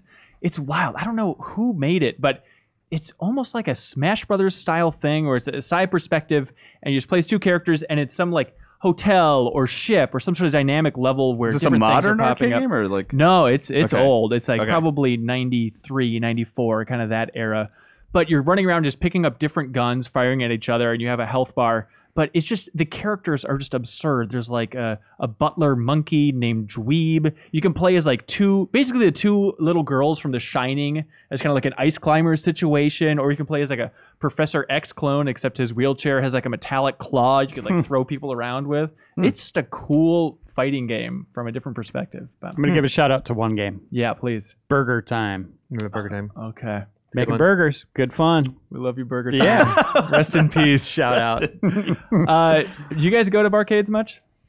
No, not really. Not too often. No, but I mean, Yeah. like, I see the old arcade games, and I'll play them given the right circumstances. But I mean, we've all done it. At least if you go to the Minneapolis airport, we have like 2 or 3 arcades in that airport, and you walk by and they just look sad. They just look so abandoned. But it's amazing that they're still there. To some degree. Yeah. I always walk by and I'm like, there's a Guitar Hero arcade machine, and then I just keep walking. I just keep walking. Everybody in the world keeps I know. walking, This yeah. thing is, you're kind of like I could play like that game on my phone that's probably just is equal because they don't have too many of the great ones. But I do like. I mean, that's the thing is the Up Down is fun because it has a ton of the classics. Right. A lot of the games that I talk about were my favorites are there. And they're in working condition, which is something that's tough to do when you own an arcade cabinet, is keep them in working condition. Oh yeah. So like I think it's nice. It's great. I mean, it's a good way to spend an afternoon. I know I went to Brooklyn, like the original, like I think, which kind of started the whole fad. What is it? Barcade? That's there. I think they actually were called Barcade. Oh, it's really? Kind of like the Okay. beginning of it, and like so like Oh yeah, in New York. yeah, Brooklyn. Yeah, so it's like they were one of the very first to do that. Went there, had a lot of fun, like drinking beers, playing all our old arcade games. I mean, I could be wrong, but I felt like that's been replicated across the country. I think it's a cool thing. Yeah. Yeah, Well, they have a chalkboard way up high where they write all the high scores on it for the games, which is really neat. that is really fun. That's Yeah. such a smart way to do it. But I go to Dave and Buster's a lot. That's not like the lot? bar. Really? Yeah, my daughter loves those games there. Like she just loves playing the throwing the ball games. They're not really arcade games, but going there, it seems like the arcade scene is coming back.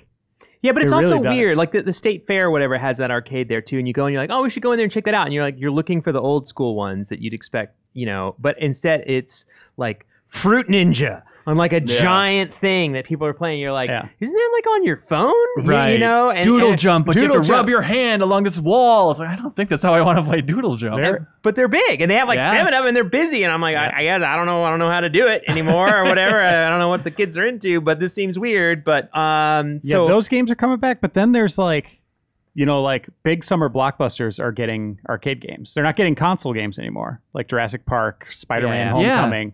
They'll have these weird arcade games from Raw Thrills. And they're making It's like a Batman Halo racing now. game. Yeah, they're doing Halo. Right, Yeah. right. It is bizarre just to see what gets real estate on those floors. But to learn more about the barcade scene specifically, we have the co-founder of Updown, which is a barcade here in Minneapolis, but also around the country, Josh Ivey. So here he is. Josh Ivey, welcome to the Game Informer Show, sir.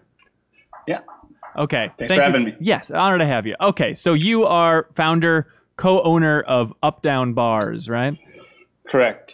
Okay, Yep. and there's like 3 in the country now, and they're slowly spreading out. But I kind of want to get your take on the barcade scene in general. Like, what got you interested in it? Why is the weird, rising of this format happening now?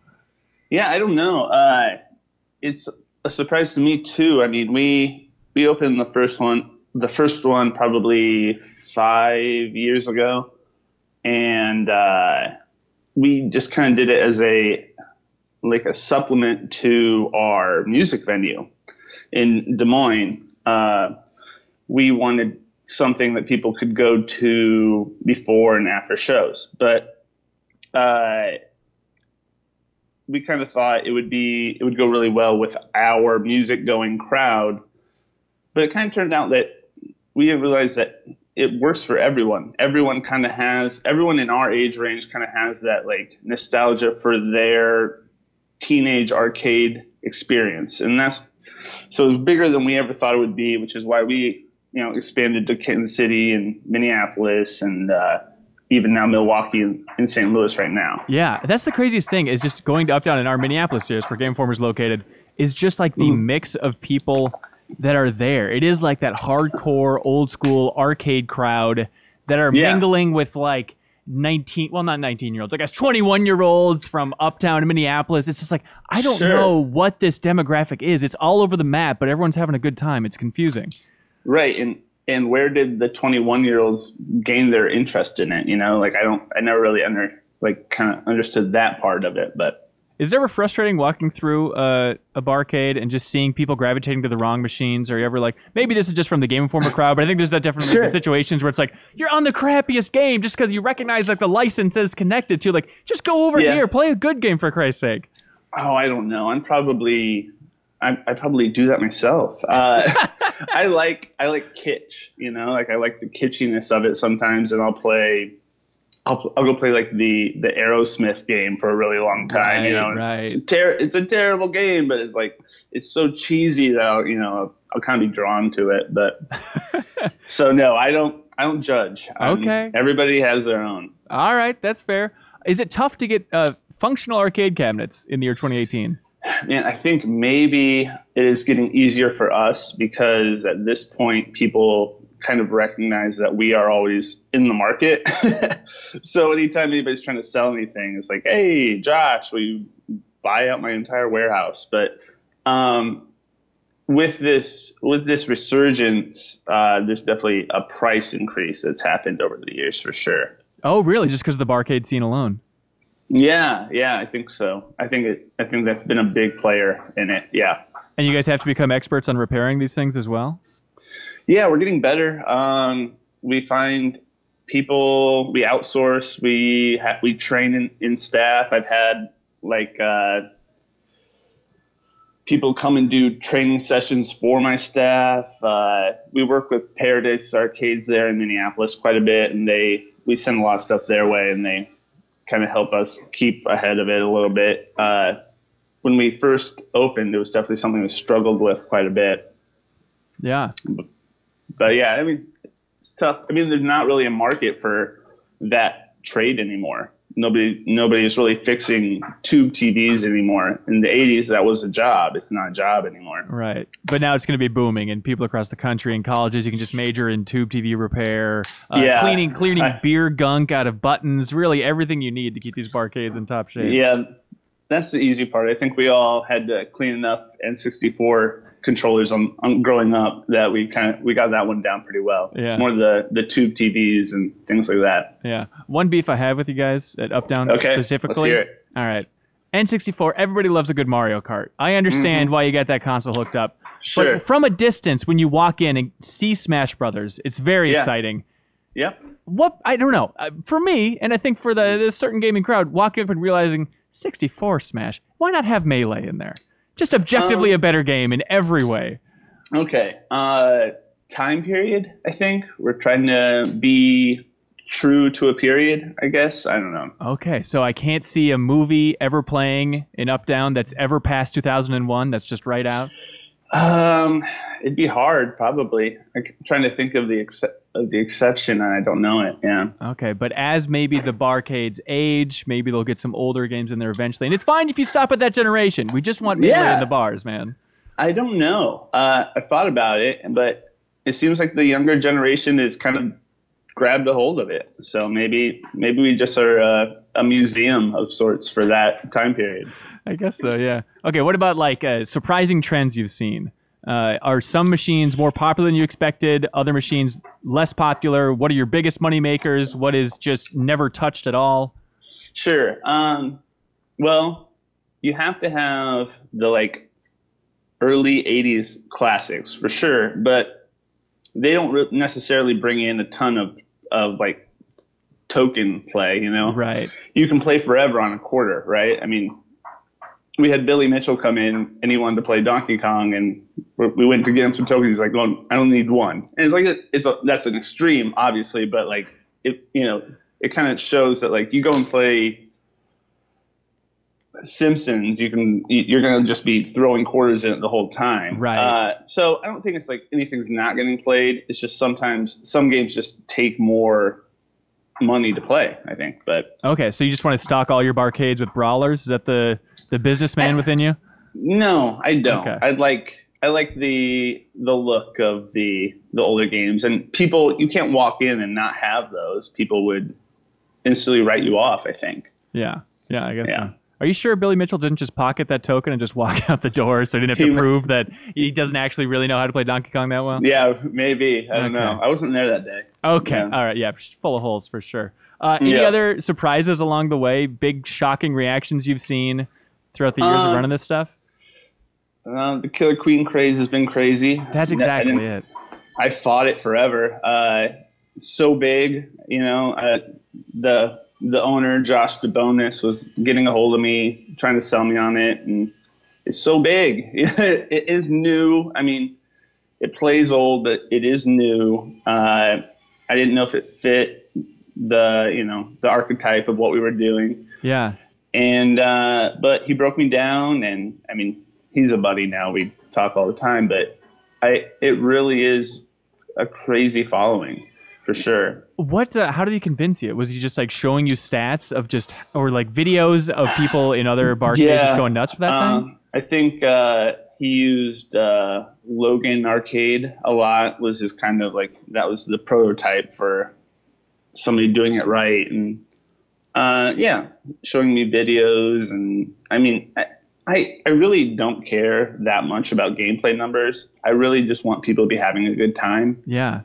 So he would show me those, but that didn't mean that much to me, other than the fact that like people are clearly playing it. But yeah, I don't know. And it was a hit right away. And I'm working in Milwaukee right now, and everybody's asking for it.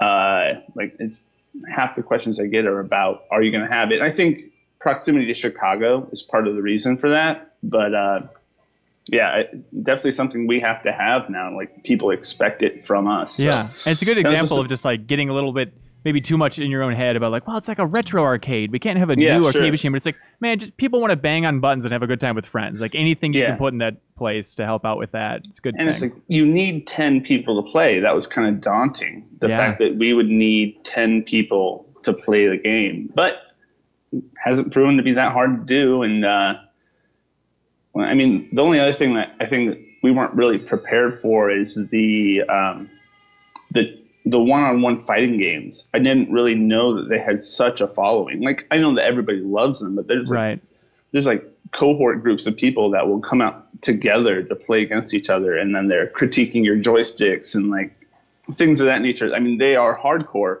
And I mean, going forward, we are paying a lot more attention to finding those games, you know, and making sure that we have those things for people going forward. So just building out these like pocketed communities within the Barcade. Sure. I mean, it's great. I mean, the whole idea is to be social. So if people already have these little social groups of people who want to go and play, you know, Marvel versus Capcom together in a league or tournament form, like, we should absolutely play into that. Yeah, it's smart for sure. How much is a Killer Queen cabinet, by the way? I want to say 13,000. Really? Yeah. And it eventually makes its money back? Yeah, it gets there. Okay. Yeah. After like a week of intense tournament play, you'll be set. Yeah. Well, we did host Bumble Bash last year, which is the big national tournament. So that was a big weekend. That kind of, you know, put it all in perspective for us, for sure. Yeah, definitely. Awesome. All right, personal opinion. Out of all the games you played, what's your favorite arcade game? What do you always go right for? The one I want at my home is a Tapper. But unfortunately, every time we find one, I have to save it for a bar. So if we ever shut down, that's the one I'll take home. You'll just have a line of Tappers along the wall. The one I really try not to open without, just for like sheer like look of it, is the 6-player X-Men. Like, when I go to other barcades, that's like what I look for to see, like just me like kind of judging a little bit, like, do they have one? Okay, they do. Like, these guys are legit. All right, they got 6-player X-Men. They put the work in. They got one, you know. But I don't know, because they are hard to find. But what about Sunset Riders? How hard to find is one of those? We have a few. We rotate them around. People, it's not as big of a hit as I would have thought, I guess. Really? But, yeah. But sometimes, like, I think in Kansas City it wasn't really getting played, and then in Minneapolis it was a lot more. And I wonder if that is something like a product of the local mall here maybe had one, so people kind of grew up playing it, where in Kansas City maybe they didn't. Right. I don't really know. Because, like, I remember that game. I like that game a lot. But I was kind of bummed out that it didn't hit harder when we first put it in. But so you're saying maybe there's a reason Konami isn't making more Sunset Riders? Maybe. I don't know. Damn it. There's no logic to this thing. Cool. Well, hey, Josh, thank you so much for your time, man. I really look forward to spending more time in Uptown throughout the years. Yeah, thank you. All right. Thanks, Josh, for Skyping in. Hey, do you guys want to move on to emails now? Yeah. Here we go. Where else could we go? Is this like a choose your own adventure? No, it's not. One-way trip. Okay. Why did you ask us then?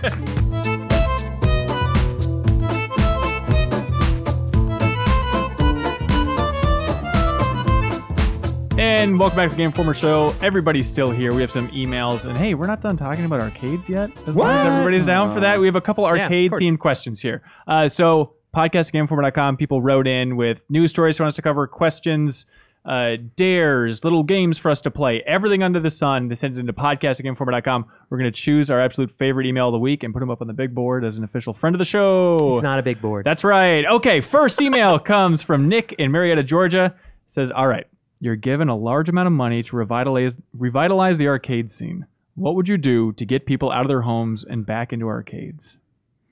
What's step one? If you're just given, let's say, $3 million to build out an arcade, what would you do? Good food. Good food? Maybe? I don't know. I was kind of spitballing. I don't know. I mean, I feel like they've got the best formula out there already right now, which is just like have a good bar that's fun, that has workable games that are like fun. And, and something too, like just to play with the theme, like something like Killer Queen showing up that people can all play. Like that's the reason that game is kind of fun in that area, is that it draws a crowd that people can watch around it. And there's a lot of participants in it. So you kind of get that.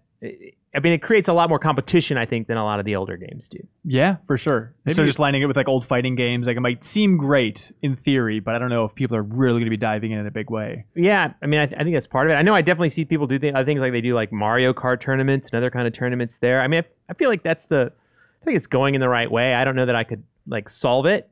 Yeah. Especially too, because I go to something like Dave & Buster's or something like that, not to rip on Dave & Buster's, but I'm always like, it's just too many like wacky games that I just don't care about. Right. Get to the core of gaming again. Let's get Tetris in this thing. Yeah. And that's why I like that kind of the kind of barcade experience, is that it's got that vibe down of like, hey, let's chill out, play some old games. They're fun. Right. Challenge each other on high score. And best thing too is when they have a stand for your drink, they like factor that in for every cabinet. It's so smart. Yeah. I wonder if like emulating some of that Japanese arcade scene would function. You know, where it's like you encourage people to come back and like upgrade their character with like these machines that have like cards and stuff attached to them. Like I don't know if that would work. You know? I don't think so. I think that's such a specific vibe for the Japanese arcade. It's fun to walk around and see it, and they have lots of really flashy machines. They're like, oh, what is that? But like, I don't know if that would bring Americans into like an arcade. Yeah, I don't know. It's weird. Yeah, more Drum Master stuff. Yeah. Well, not even that. I always thought it was.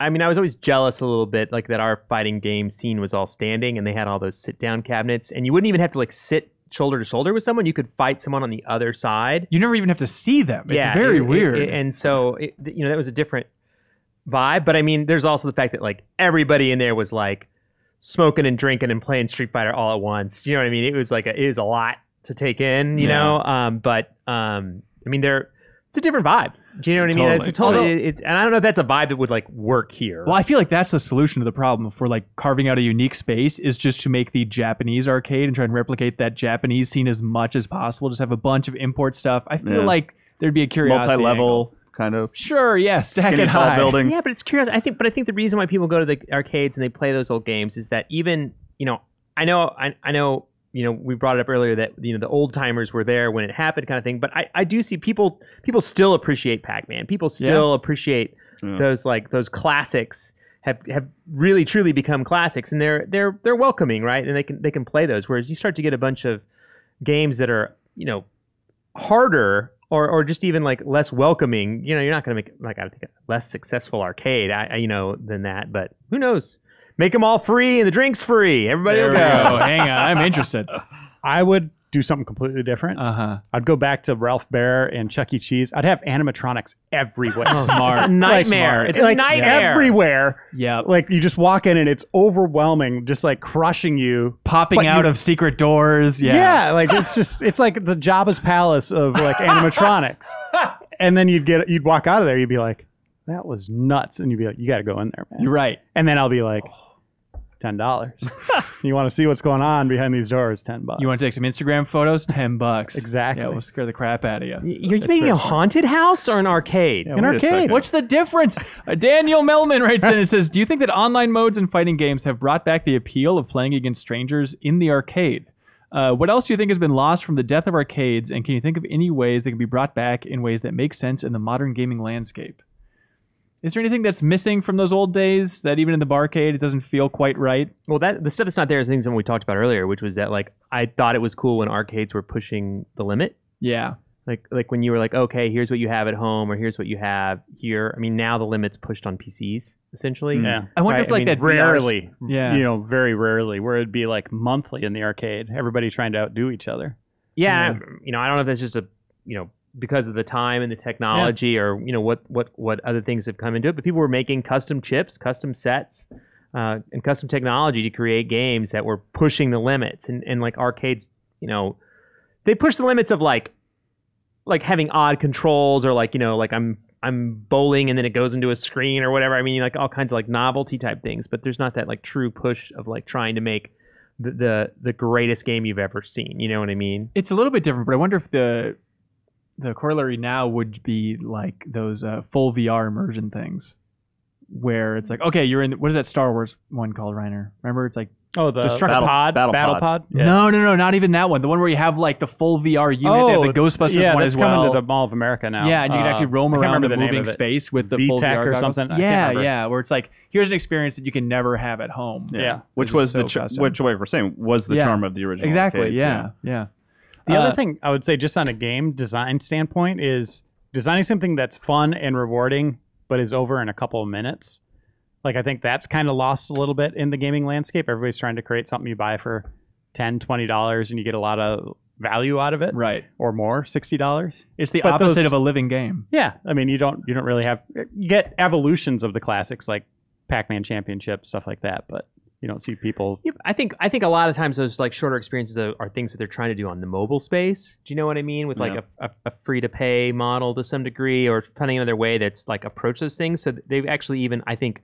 Mobile has encroached on the arcade space as well from that direction to make it where it's got less options. Do you know what I mean? To innovate in, I think. Yeah. Well, speaking of mobile stuff, Terry from St. Louis, Missouri writes in and says, I'm surprised I haven't seen arcade games utilize some sort of integration with mobile games, especially considering the proliferation and popularity of the mobile ports like Angry Birds and Fruit Ninja in modern arcades. For example, I think it'd be cool if an arcade had a Clash Royale machine where players could somehow sync their phone to the cabinet and play with their cards and decks against other players there on a big screen. A little niche, but I think it'd be neat. Why don't more arcades do this?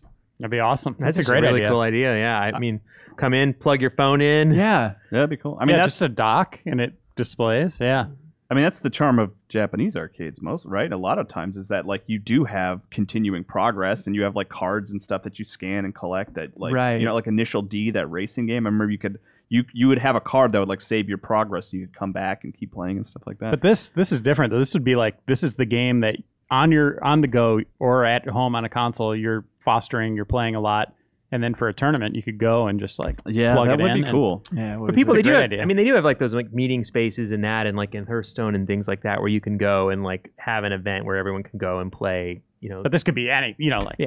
Yeah, correct.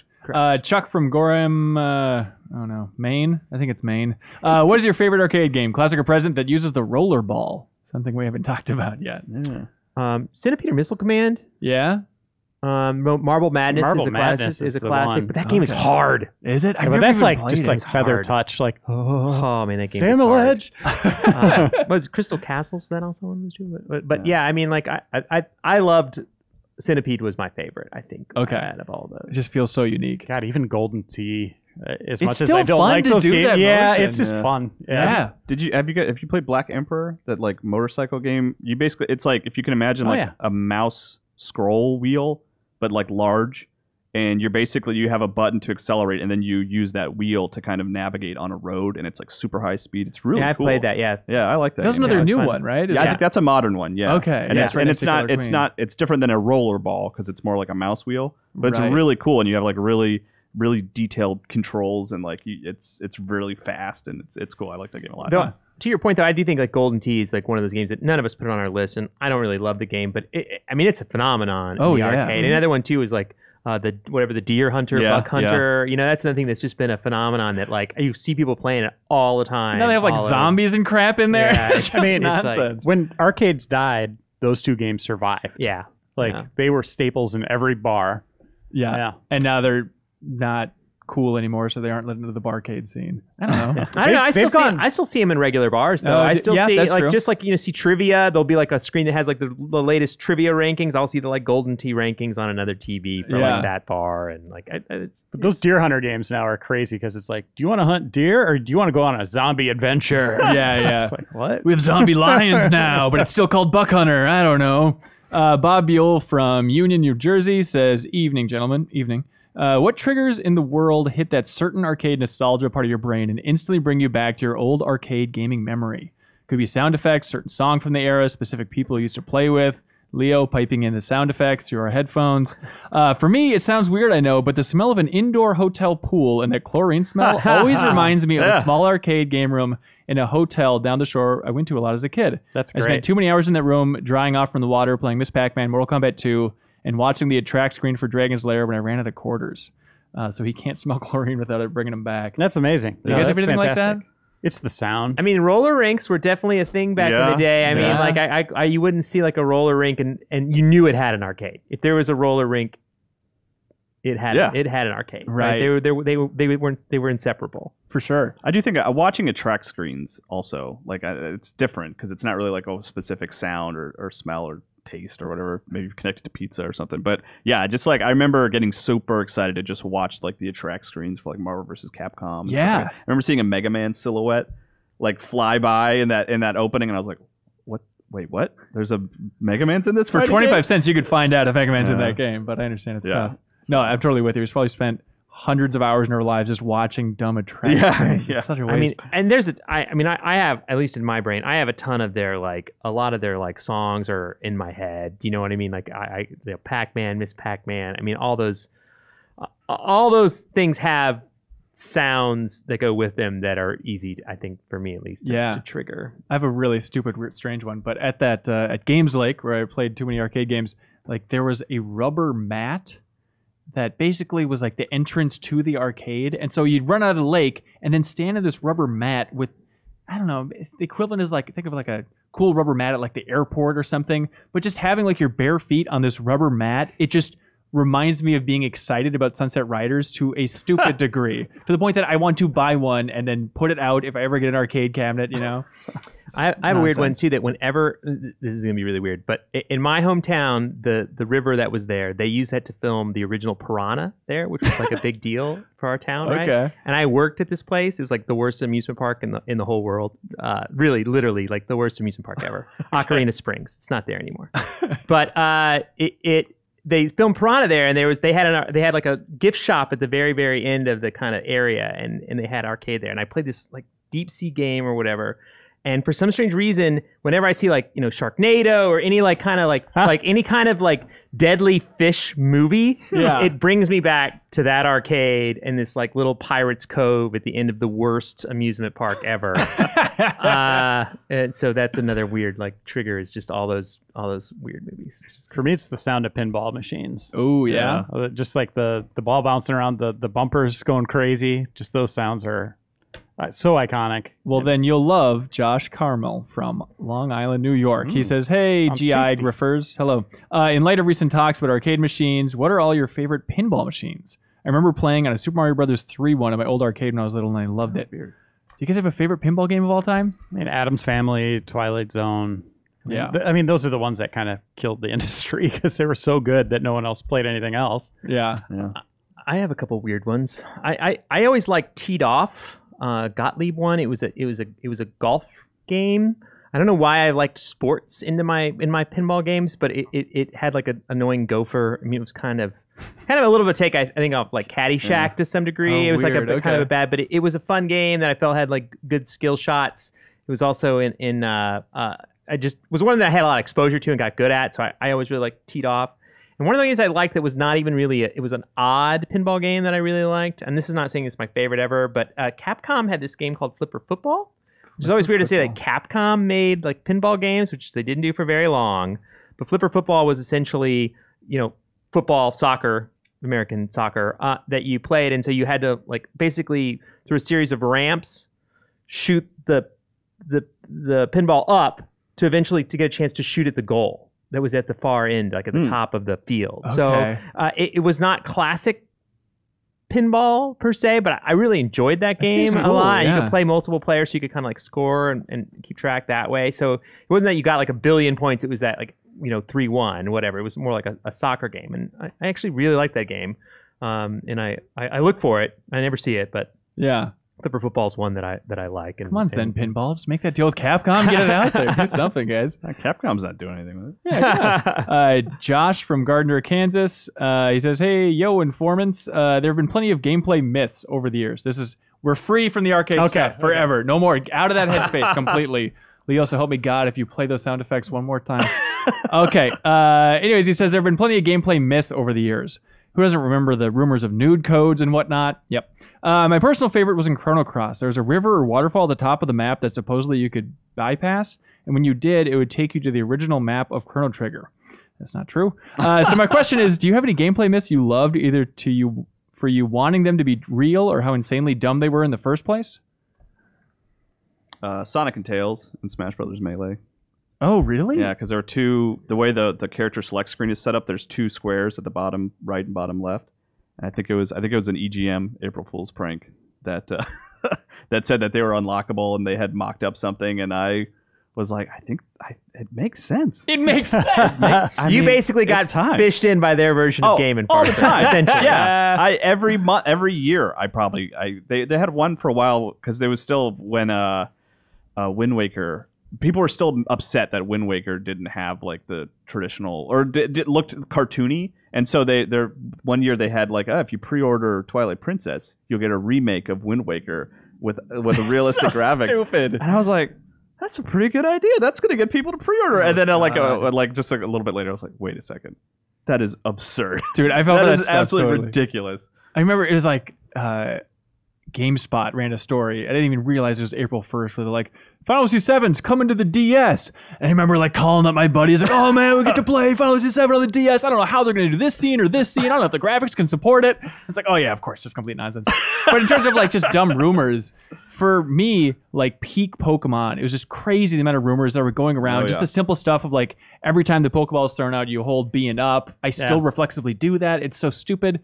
But one of them was that like, oh, there's not just Pikachu. Don't be naive. There's Pika Green. There's a character named Pika Blue. You can catch them in the game. I was like, what? Pika Blue is a thing? Like, oh, absolutely. And one of my friends, who's still a friend to this day, not my best friend, but he insisted that he caught a Pika Blue in his game. Like he still holds to that.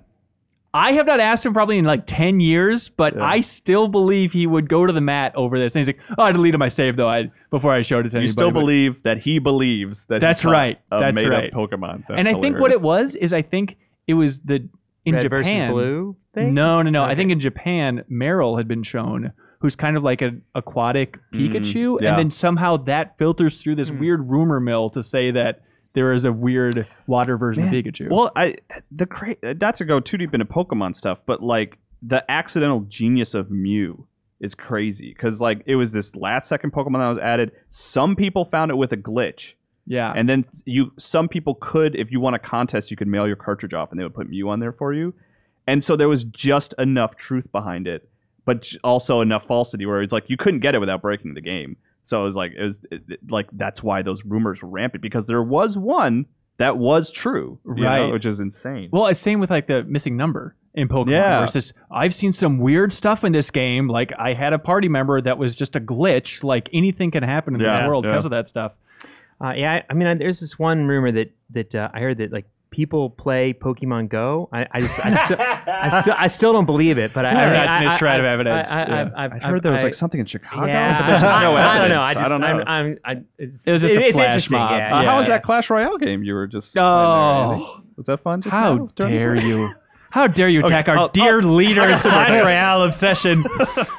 Zach Killian from Warren, Arkansas says, hey, Game Informer crew. I was recently playing Ghost Recon's Wildland, and during an interrogation scene, my character disappeared, and there was just a floating gun at the guy's head.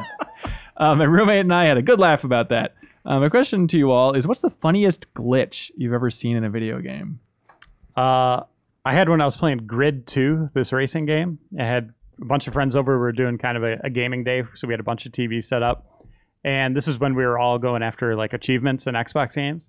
And my first race, I get on the track, I floor it, and I kind of hit a corner, and my car just launched through the air. And it didn't come back.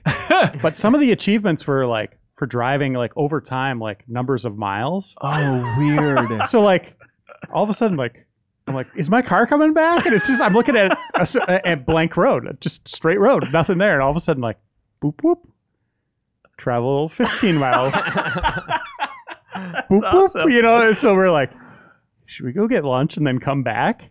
And we came back and it was like I had like 200 achievement points for Oh, my that's car. amazing. Just continually going. That's awesome. You need to be reported to Xbox. Oh, yeah, you for can remove cheating. those from my Yeah, account. come on, be cool. Too bad we didn't Reiner. have the recording back then. It That was would've been incredible. awesome to hold on to. Yeah, that sounds good. The I think we were talking about it in Slack because was it this week or last week? There was that weird Aliens Colonial Marines The typo that somebody found yeah. to like help improve the alien AI a little bit. But I still think that's one of the hardest times I've laughed is watching Jeff Cork try and play Aliens Colonial Marines and the stupid xenomorphs like floating, walking up the stairs. And someone was filming it on their phone, and I would laugh so hard I literally fell out of my chair because I was leaning back. So maybe I'll put that clip in. But you should share that with the world. Okay, all right. It's beautiful. It's a beautiful moment. I mean, what's supposed to be happening to these things? Why are they doing this? They're alien. Yeah, but why are they all like confused and walking around like idiots? I have no idea. They were injected with moron. Nice. There, see?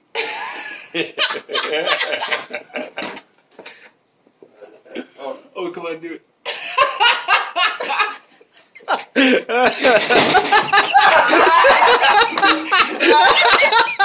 Reiner, I remember when you're at the hospital for the birth of your first child. Yeah. There was an email thread going around because we were laughing at a glitch in FIFA. And yeah, some character's face melted off or something. And I remember you responded to that email and you said, "This is the greatest thing I've ever seen." Everything like you're witnessing the birth of your first child, and you're like, "Dude, this FIFA glitch is killer." I'll just say this. The birth of a child is a miraculous thing, but it is not a great thing to watch. It turns out it's the most stressful day of your life. Yeah. It's nature's greatest glitch. Jonathan from Falls Church, wait a Virginia, near Washington, D.C., says, "Hey, do you ever have games that you should be excited about but just aren't? I'm currently going through this sensation with Insomniac's Spider-Man. After the GI cover story in issue 301, all the positive reactions coming from E3, it sounds like this will be a quality game. I'm even a fan of the developer, the MCU, third-person action adventure games, everything. By all accounts, I should be excited for this game, but nothing I've seen has been able to move the needle for me." Do you guys know what he's talking about? Do you ever have that sensation? Yeah, that happens to me. Yeah. What do you think that is? I don't know. I feel like sometimes, like, I mean, I think it's to some degree a game's job or the marketing group's job to find things that like resonate with people and get them excited about it. You know what I mean? I think that's an important message to get out there, and sometimes the message just doesn't resonate. You know what I mean? I definitely have games that like everyone's talking about, and I'm like, meh. You know, I just don't want to play it. It just doesn't sound fun to me, right? Yeah. I think we all have this like version of fun in our head that we're trying to match things to, right? To be like what we want to get entertainment from, and I think it happens.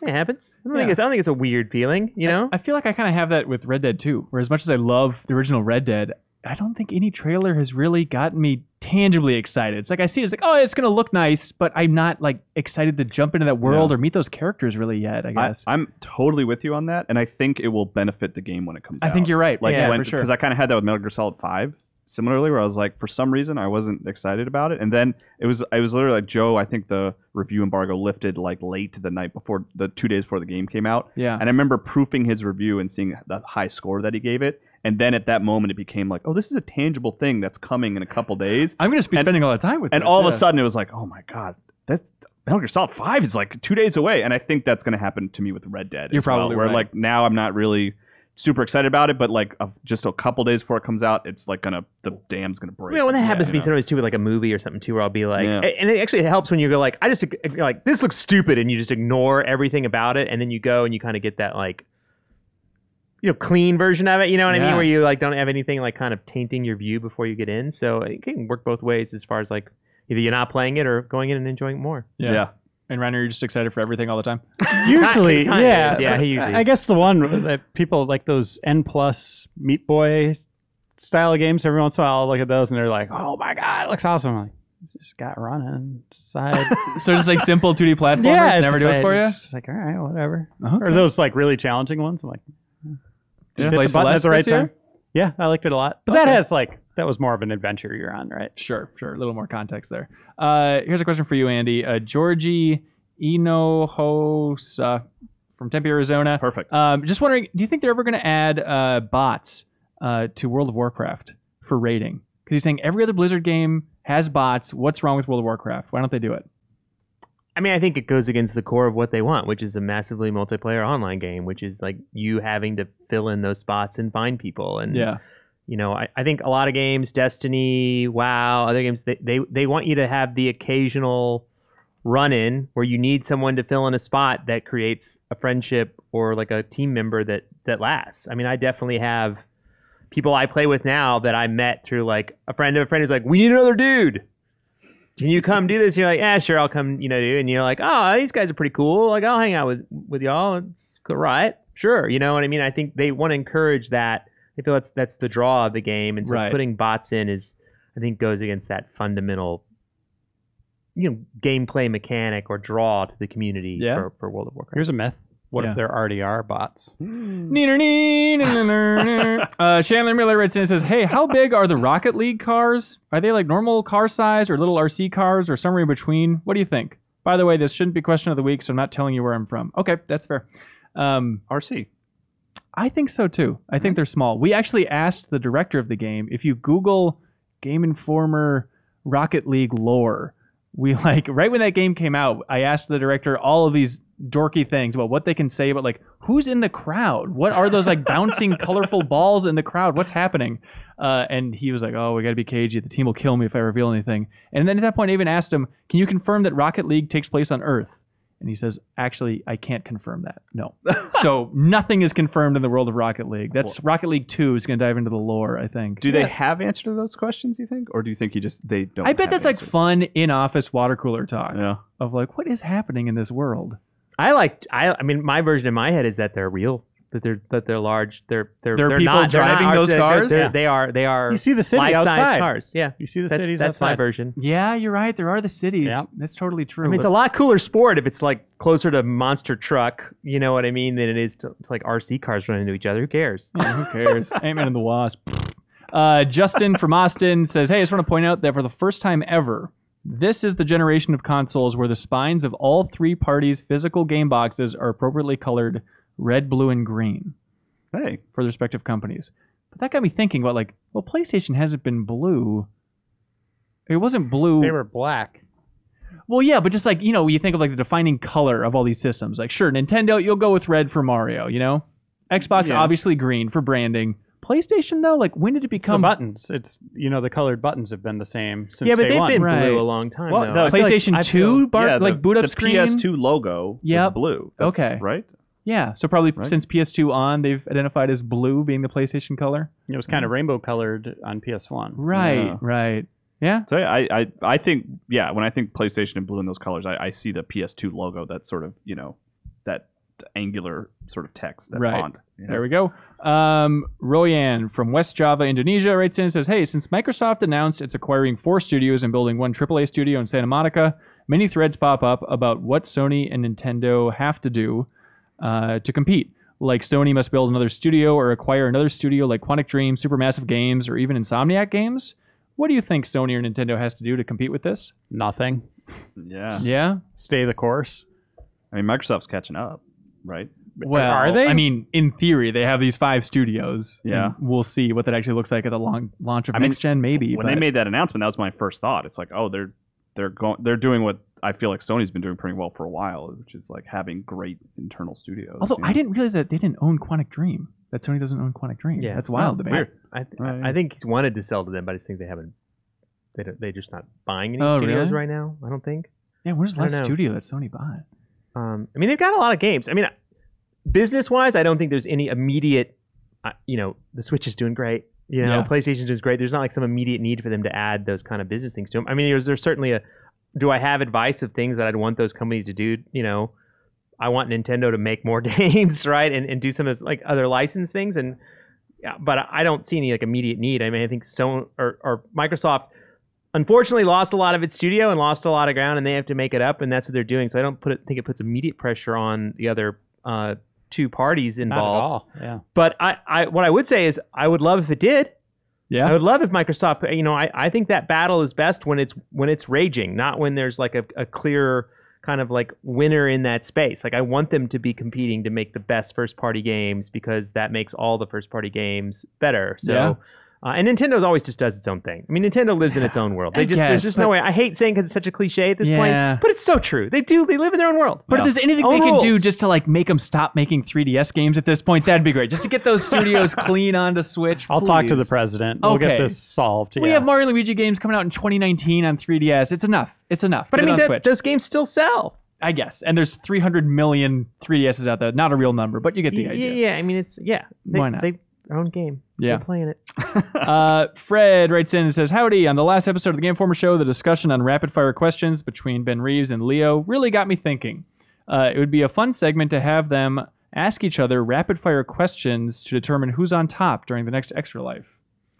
A rapid-fire off? I don't know if that would work live very well because there's, believe it or not, a lot of editing in those videos. No. Just a little bit here and there. Okay, Juan Benitez from Tustin, California says, hello, podcast people. How about that fan film based on Uncharted with Nathan Fillion as Nate? I don't know about you guys, but I'd pay money to see a feature-length film with that cast. Did you guys watch that thing? I did, yeah. I watched it as long as I found it interesting. Really? You're bored pretty easily? Yeah. I like Nathan Fillion a lot. Yeah. It's just that didn't really seem Uncharted-y to me. I think it was the moment the hood came off and the villain went, Nathan Drake. And just like, hello, everyone. This is Nathan Drake. Well, you might have tuned out before the part where they really hit it home, where the camera goes behind Nathan Fillion and it like replicates the camera from the game for an extended sequence. Check this thing out. Yeah, it's like the Doom movie. Remember that first-person sequence? It's a lot like that. They're going for that cool vibe. The best part of Doom. Obviously, it's not a major Hollywood production. It's not gonna. I mean, it's not gonna compete with those. But I thought it was fun. I think it's fun. I really like. I mean, Nathan Fillion. I think is like.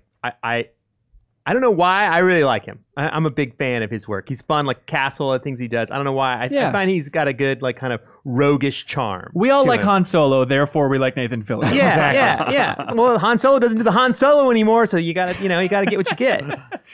So I'm a fan. I think he's a good Nathan Drake. I mean, certainly an easy, like, come to the way that you'd want it to be. Yeah. I don't know that I would pay to see an hour-and-a-half movie filmed like that, but it's definitely like. It shows that it's possible. Yeah, proof of concept. That you could make it cool. But I mean, like, I think the idea would be that if you made a Nathan Drake movie, you're trying to lean more towards not making a kind of hokey ode to a video game. That you're trying to make a new take on kind of, you know, Romancing the Stone, Indiana Jones, like that direction. Right. And I think that's the kind of movie that would be appealing to more people, you know what I mean? And that's what they're doing with Tom Holland as Nathan Drake for Sony's movie that they're actually making now, in theory. So it's fun. It's cool. I mean, could you imagine being like, I'm going to make a fan film that's not going to make any money and be able to get like named people to come in and like do that for you? That's awesome. You're super yoked Sully, which is the guy, like the evil guy from Avatar. Yeah, what the hell? Do you think that was why he couldn't play Cade 6 in Destiny 2? Yeah, I think so. Yeah, well, I listened to Kotaku had a podcast interview with Nathan Fillion talking about that. And it was interesting the way he pitched this is like, oh, it's an old buddy from Canada wanted to make this fan film, and like I'm sure he's attacked on Twitter every day saying that he should be Nathan Drake. So it's a fun idea just to get it out there. Yeah. But on the Cade 6 thing, it's so weird because in theory, Cade 6 is dying in Destiny 2 Forsaken, Game Informer cover story right now. But for the lines that Cade 6 actually speaks in the game, Nathan Fillion couldn't partake in it, and so they got Nolan North. To impersonate Nathan Fillion, which is just like the full snake eating its own tail because then he's playing Nathan Drake in this fan film. He's slowly taking over other people's roles. He's taking over all the roles. I mean, he's just going to be everybody at a certain point. He took over Replay a little while ago. I don't know if you saw that, Reiner. Crazy. I mean, renamed it too. Yeah, it's a weird deal. This is Retro Replay, by the way. Yeah. It's a show on YouTube. Yeah. I watched your Sunset Riders episode. It could be better. Nathan Fillion, a great Nathan Drake. I didn't think that thing really felt like Uncharted, though. Well, just because it's like, hey, he's in a house for 70% of it, you know. Anyways, Joe from Chicago writes in with a hypothetical question for you guys. All right, here we go. My question is, would you accept 10 million tax-free dollars? Yes, next question. Per year, under certain conditions. The conditions are as follows. You are paid on January 1st of every year. You choose to accept this. But if you accept this money, there will be one attempt on your life by a professional hitman. You will not know when or how this attempt will come, but it could be at any moment. You're allowed to take every precaution to protect yourself in any way you see fit. No. You wouldn't take the $10 million. No. A year. Well, you renew it. It's like a subscription. But I mean, like, you could spend that Okay. to like have a security force, but I don't want to live my life with a security force Yeah. going around everywhere, like Yeah. living in a Pope mobile or whatever. Like, it would suck. $10 million, you change your name and you go live in a sweet cabin in Alaska. Whoever's paying this money though has resources, right? So Yeah. they're going to be able to track me They're going to down. track you down. Yeah. Like, your mom's going to call you, and then you're going to be like, "Oh, he's in Alaska. Go kill him." And then you'll be like, Your mom's going to say that? No. I'm just saying, like, they're gonna track you down. They'll be monitoring your phone, so we're doing all that Yeah. stuff, and then they'll know exactly where you are, and then you're basically in the middle of the mountains by yourself, and it's just like you're a free shot at that point. Yeah, any sound in your house, you're freaking out. you're just- I You just could not live it sounds comfortably that awful. way. It's like, do you want to only be? for 1 year, though. You just got to survive 1 year, you know? I just don't think Well, you would. I can't survive if an assassin's going after me. But if you take the $10 million, you just take a plane to some remote island. This already sounds like nothing I want to do. For 1 year, you could do that. For I want to $10 just million live on an bucks? island for a year. So That's a when you horror take film. this, you what? Do you take a private jet? So maybe there's no, because you got to get rid of Yeah. the receipts. You got to Yep. get rid of all trace of where Pay you cash. Yep. were. But they don't let you just pay cash and get on a plane to wherever you want to go. That's not how it works. What are you talking about? I think that's literally how it works. You just go to an airport and pay with cash. I assume some They weirdos still ask do for that. ID.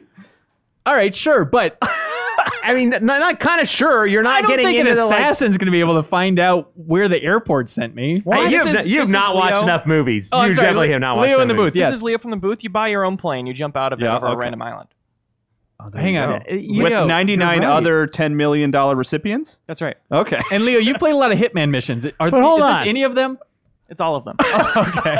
Hold But on. I mean, someone This- flew that plane. They go back. The hitman says, "Pilot, where did he jump out of?" He goes, "He jumped out at these coordinates." You go to those coordinates. You kill the you pilot search for the- afterwards. You jump out of the plane, then just fire a I'm just bazooka saying, at the plane. if you're saying it's a afterwards. real mercenary, like this is not that. This is how I it's could going to find go. you. I Yeah, could yeah, find This is you. how it's All going to right. go. The second you sign that contract, you're dead.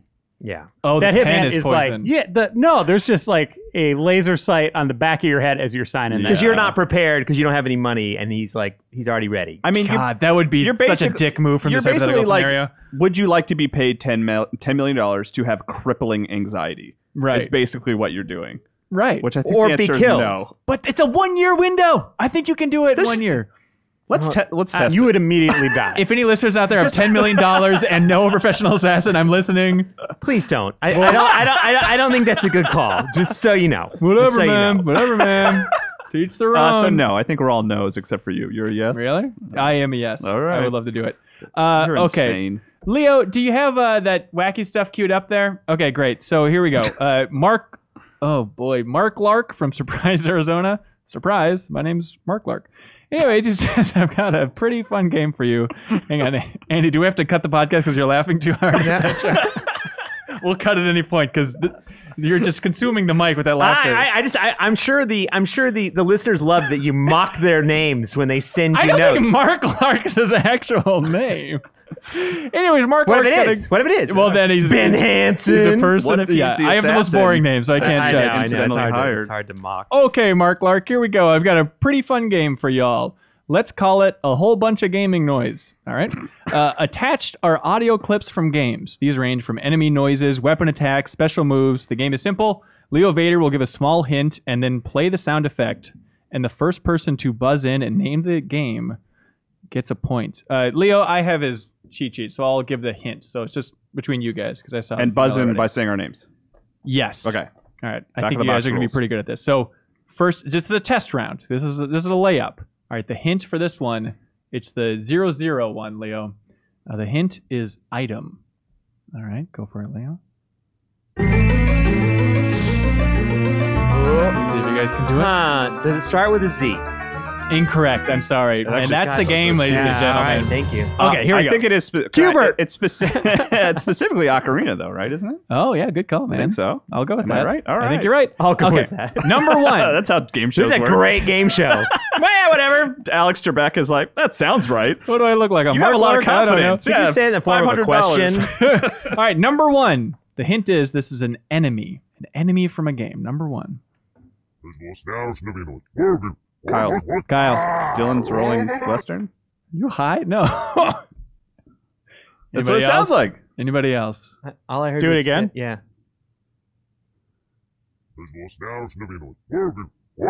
Oh wait, I know.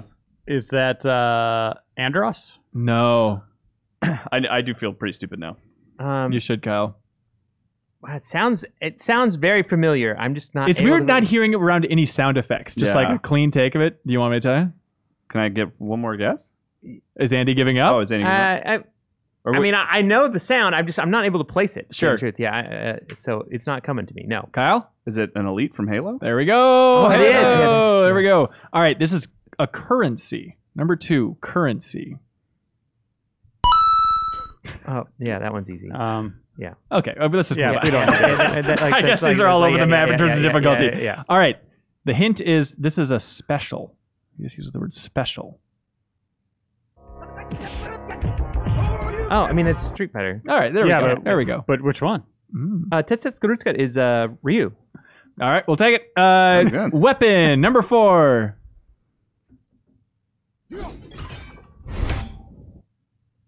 Is that God of That's War? all we get? There we go. Yep. You got it. Wow. First person to shout it out. We'll just get it. Yeah. Enemy. Number 5. Resident Evil. So like Kyle in the morning. Who got Power. Everybody did. Power. For number 6.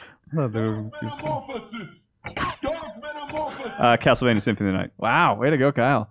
Here's an enemy for number 7.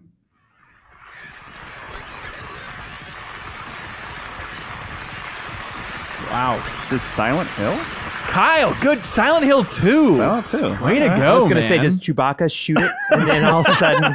I did actually think of that the droid from... Probe Droid, yeah. Probe Droid, exactly, yeah. Totally. Yes, yeah. Number 8. This is a character.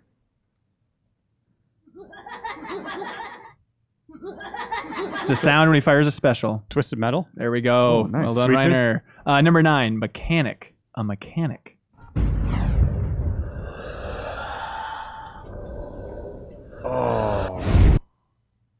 Play that again. I know what it is. It's Prince of Persia: Sands of Time. Yeah, way to go, Kyle. There we Holy go. cow. Wow. That was good. Yeah, Very good. it's the rewind mechanic. Yeah, that's yeah. cool. Number 10. A character.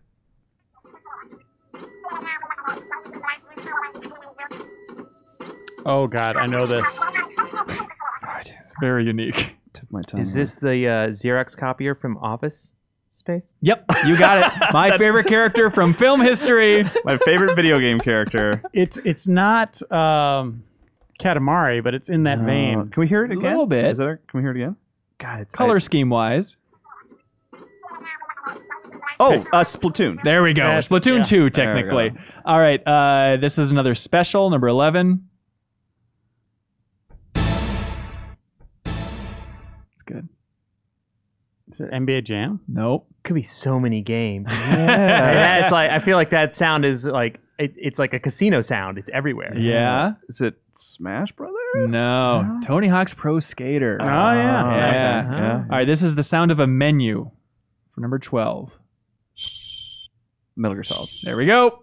Number 13, the sound of shooting.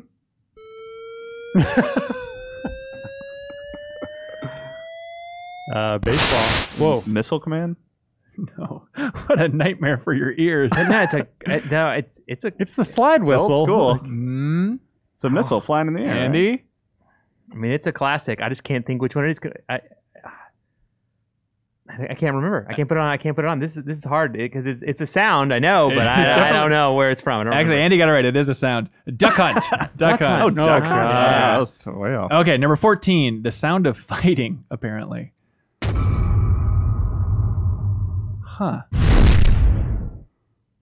Does that sound like anything to anybody? Yeah, It fighting. sounds like when they put up a logo in a movie trailer. Yeah. And the logo says Dark Souls in this case.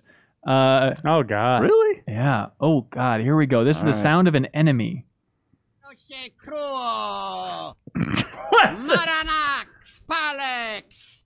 Hopefully these are safe words. If anybody got this, I will run out of the room screaming. This is blood. Monolith's blood, like that Doom clone from the 90s, right? Oh wow. That's yeah. what blood is, right? Yeah. It's insane. Sure. We Wow. all love it. There we go. Thank you, Mark Lark Wow. from Surprise, Yeah, Arizona. yeah, that was a cool. game. Kyle, well done, by the way. Yeah, you were yeah. tearing it up. You were Quite the keeping year. score, I think, right? Yeah, it looks like Kyle won. What do you guys like for email of the week? What well, was, I mean, that guy did the most work. I He feel really like. did. What He about really that, did. that one about Rocket League? The Lord. What? Actually, yeah, the guy who said, "Please don't give me question of the week." That seems pretty good. Yeah, that last one was great. Yeah, you gotta give it up. Yeah, that was a lot of work. That was really good. All right, there we go. Mark I do like the $10 million assassin question. I do too. That we got heated, too. but the effort. I didn't like that. That was That's disturbing, scary. dude. Yeah, it's like Saw. Yeah. Okay, Mark Lark, Surprise Arizona. Welcome to the big board. Congratulations, Arizona in general. As for now, let's learn about the history of Killer Queen, one of the most interesting games in the arcade these days, and soon coming to a Switch and console and everything else near you. So stay tuned for an interview with Matt, Josh, and Nick.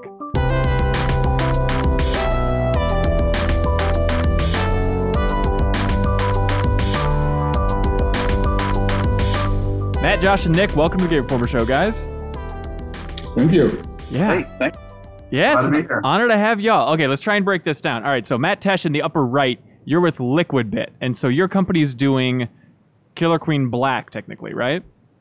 Yep, that's correct. Right. So Liquidbit is responsible for the development and production of Killer Queen Black. Gotcha. And then Josh and Nick, you guys created Killer Queen in a fever dream, or what is the story of this thing? Yeah, I think that's one way to put it. Okay. Nick and I had collaborated on a bunch of these crazy field games, like real world games, for a festival called Come Out and Play. And originally Killer Queen was a game that we did for that festival. And hang on, so like physically people, like someone's the queen and they can only kill these people, you had to upgrade your weapons, like the whole thing? Yeah, so like basically there would be like these balls out on the court and like swords, like little foam swords on the court. So it's like the original, or it's like paper testing for some strategy game studio. Like you guys tested this in the real world over and over again. Just people running around. Right, exactly, but it's the equivalent. And then you know that the gameplay works. Now it's actually turned into a real arcade game. Except that we weren't really thinking about it as a video game at all initially. Yeah. Okay. It wasn't the intent to like create a video game. Like we had done a bunch of these big games that like we never even considered turning into video games. But you guys were video game developers? Correct. So this was like a hobby project. And we do, I mean, when we make video games, we usually do make a paper prototype or some kind of non-digital prototype like you're talking about. That is a very common thing for us. And in this case, it ended up functioning as one, like you're saying. Right. Even though it was never intentional. I mean, so we started showing that field game around at different festivals and decided, okay, well, let's turn this into a digital version. Are there like the hardcore of the hardcore fan base for Killer Queen now? Do they go back to that original rule set and try and play like the field game version? They do. Yeah. Yeah, it's fun. I would say I see somebody playing it once every other month, maybe. When there's a big tournament, sometimes people will have it. If it's in the summer. We run it every year at MagFest, which is really fun. We run it it's a ballroom in a hotel in DC. Yeah. Oh, that's so good. And the name, real quick. I mean, did that come around from the official, like the original field game, or did that come on later? No, that was from the field game. Okay. I mean, the original version was just called Red versus Black, I think. Great name. And then that's not a really super snazzy, appealing name.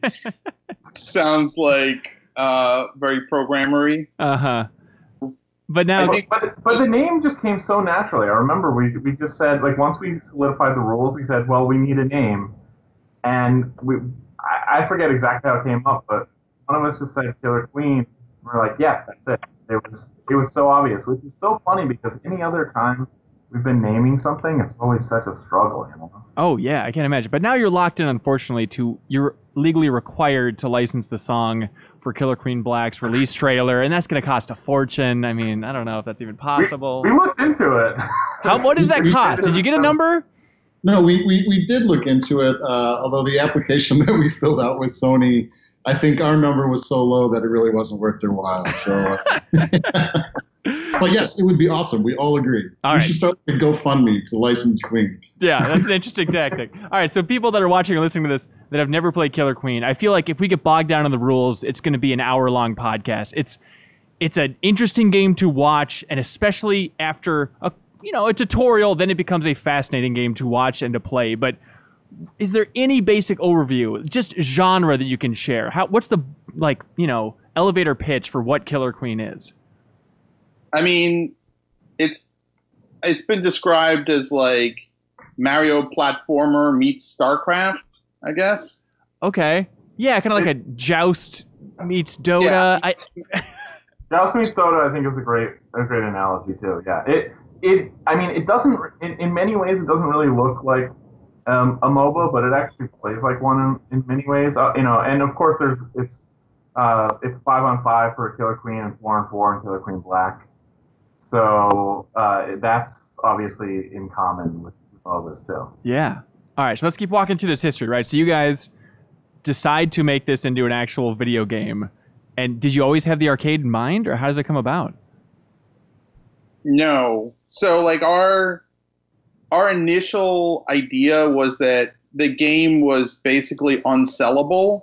So we were just gonna. It was just gonna be kind of this game that you would play at events, right? Like at Indiecade or maybe at GDC. Like we would have like an installation where we would play it on a big screen, and then like people would have like we had a whole setup where like we had a projector and then like NES controllers and so we were showing it around, and it was just getting really popular, and then we got an invitation from NYU to build a cabinet for it. And no quarter event. Yeah, for this special show called No Quarter, which features 4 local multiplayer games. And so we were one of those games, and then one thing led to another, and we started producing them, like producing the actual cabinets. That's wild. I mean, it's crazy that you didn't think it was sellable up until that point. Did you think the rules were too complex, or like 5-on-5? I don't know if people on Steam are even going to want to play that structure. Yeah, I mean that was part of it, right? It was like, how do you you can have a good game, but if you can't package it in a way that people can buy it, it's pretty much unsellable, We also just weren't really in that mindset. Like, we had made a lot of commercial games before that, but this was a game we were just making in our spare time for fun to show at some festivals.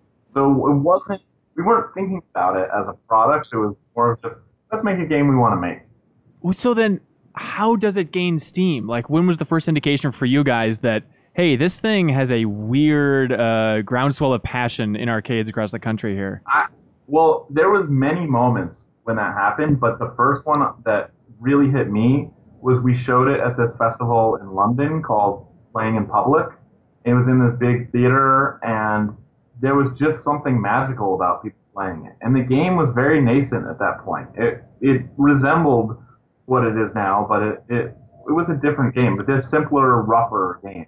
But the way people reacted to it, I just never seen people act that way around a game, certainly a game that I had helped design. And that I just knew there was something about it. But then there was just like moment after moment where like then we put it in an arcade in Chicago called Logan Arcade, and we started to see people play it competitively and see a community build around it. It's like, wow, there's all these moments. Like we went and saw them compete at a tournament, and they were doing all kinds of crazy things we had never anticipated. And we thought the game was broken, but no, they had just found like how to play it competitively. Yeah.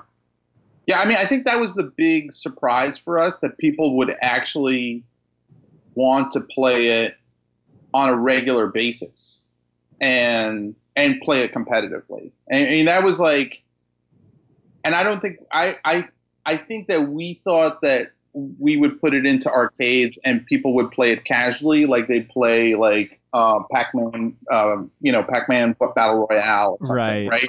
Nobody's playing that competitively. They're just like kind of like, oh, cool, Pac Man, and it's 4 players, let's play it, and that was kind of how, along the lines of what we were thinking about it. We weren't really thinking that it was going to turn into this like StarCraft level competition kind of thing, But it really changed the way that we thought about the game, and it changed the way that we started approaching the design of the game. But we also had to be cognizant that there is, because it's an arcade game, there's also this casual audience.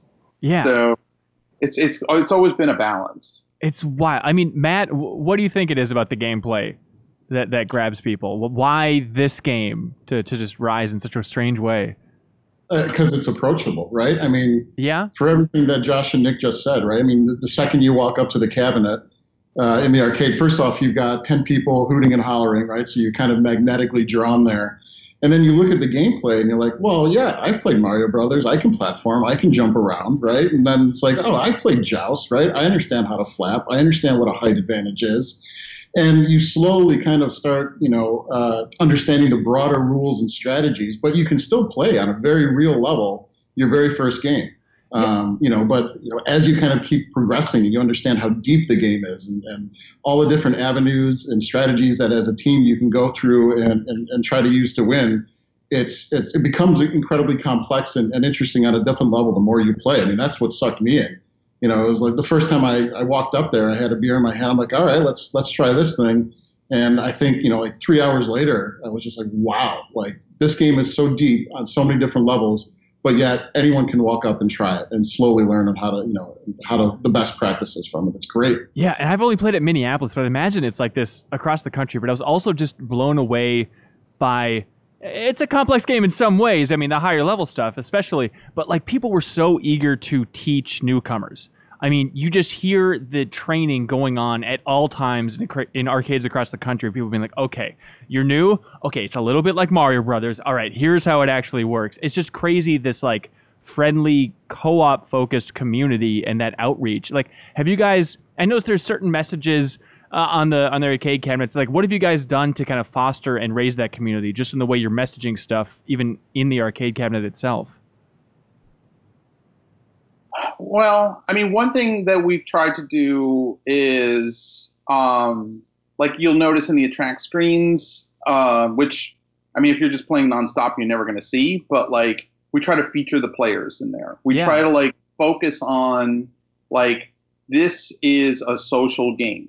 And if you're not having fun playing this game, you're not really playing the game. And I think, there's other things that we do. I mean, we try to be accessible to the players, and like our national tournament, Bumble Bash, is structured in a way that like we want everybody, including people who know they're not going to win, to come and have a good time and socialize with all these people that they know online and stuff. So, I mean, yeah. Also, the game is designed in a way visually so that you can look at the screen and see the entire state of the game at any point. You can see how far along each of the victory conditions are, and you can point at any element on the screen and explain what it does. It's never, like, because there's no scrolling, nothing ever appears or disappears. It lends itself to that environment. Yeah.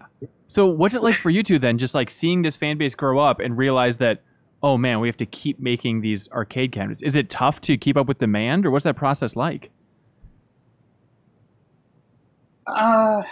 It was tough.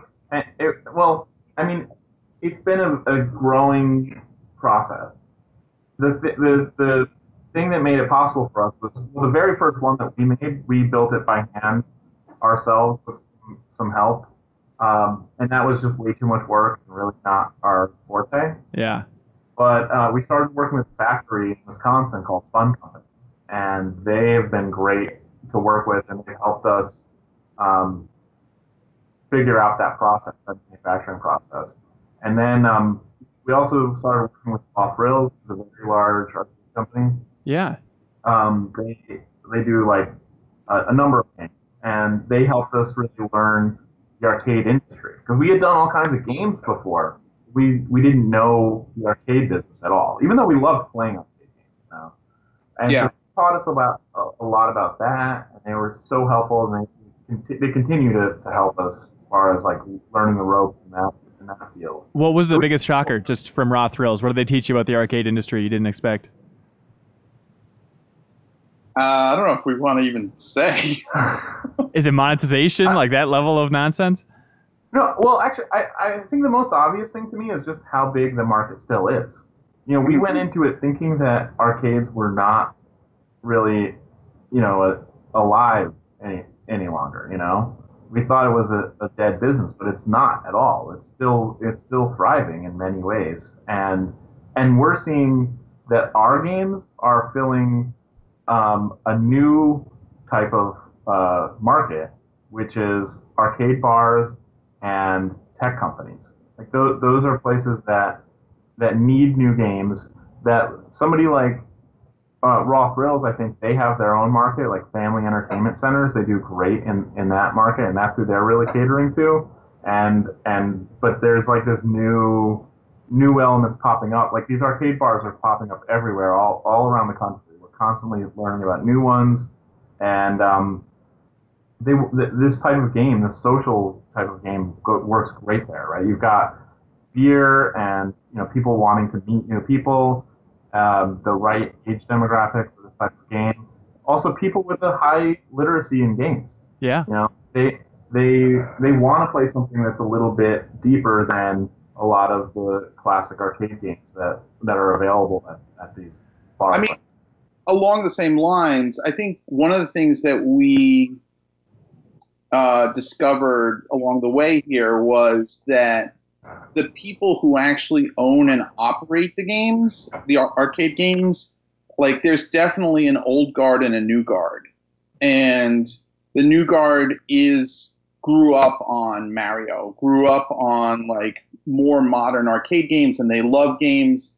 And the old guard is like really different. And so we had to kind of figure out like how to market to like both of those audiences, and we're still kind of struggling with that, Yeah, like what tweaks have you made to kind of cater to both audiences over the years? Like how do we crack like like non-barcade kind of scenarios, right? The game does great in barcades, and it's like all the environmental factors are right, but like how do we crack like an FEC kind of scenario? I mean, there is one FEC in Texas where the game is doing really well, and that's pinballs, but it's not common for us to like have like the game in family entertainment centers and for it to do like gangbusters. Do you think you just need that like hardcore,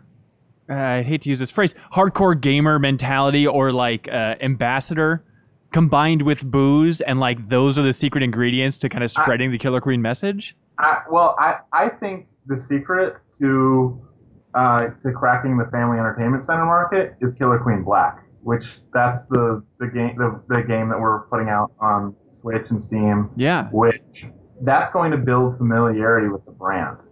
And we know that's an important factor at family entertainment centers, because the games that do great there are Angry Birds and Doodle Jump, and games where people recognize the IP. And so I think, that's one of our, one of the tangible side effects of Killer Queen Black is that it's gonna, the two communities are going to feed into each other. Yeah. So I mean, I think that like they're different games, they're different games. But if you know how to play one, you'll know how to play the other. Okay. You just won't be good at it. So that's what's awesome though, is like you get all the joy of learning the strategies and the nuances of the other game without the headache of having to learn how to play. Why not make it 1-to-1? And this is where Matt comes in, by the way, because Matt, you were with Liquid Bit then, and then you just reached out to Bumblebear and said, hey, have you guys ever thought about bringing this to the console and to Steam? Yeah, I mean, long story short, that's really the crux of it. We had put together a multiplayer engine, and we were at Liquid Bit, basically trying out a bunch of different concepts. We had a racing game. We had something that was more akin to kind of a multiplayer scroller, but we always kept coming back to Killer Queen. Like, this is where it's at. One, because of our infatuation from the arcade, And two, just it begs to be distributed. And I think the modifications from the arcade to the console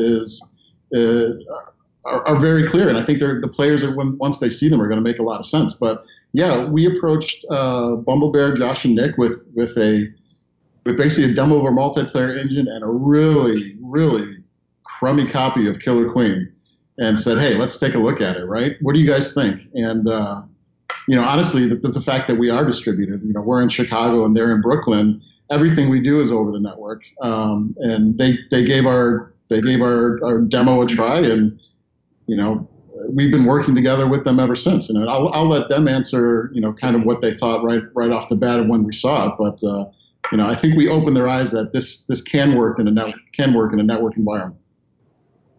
Yeah, I'd say that's about right. I mean, like it worked. Right, like that was the most important thing. Like a lot of people had said to us, "Oh, you should come out with a Steam version or whatever." And we're like, "Yeah, okay. I don't know who's going to do the networking for that," and it worked. So that was like a big factor, And we could tell Matt was a pretty serious guy, and he's like it seemed like a serious proposition. Yeah, and it's just he was one of the first to reach out. I mean, like Microsoft isn't coming down offering to buy Bumblebear, anything crazy like that? No, but we did get a lot of requests from Sony and Nintendo to bring the game to their platform. Yeah, pretty early on. I guess this was when we were showing it at Indiecade. And at that point, I don't think we were really ready to do that, But I also think Matt and Liquidbit were the first ones that really understood the challenges behind it and that it needed to be a different game for the home market. It couldn't be a straight-up port. Whereas everybody before thought, oh, I had so much fun in the arcade, I just want to play it at home.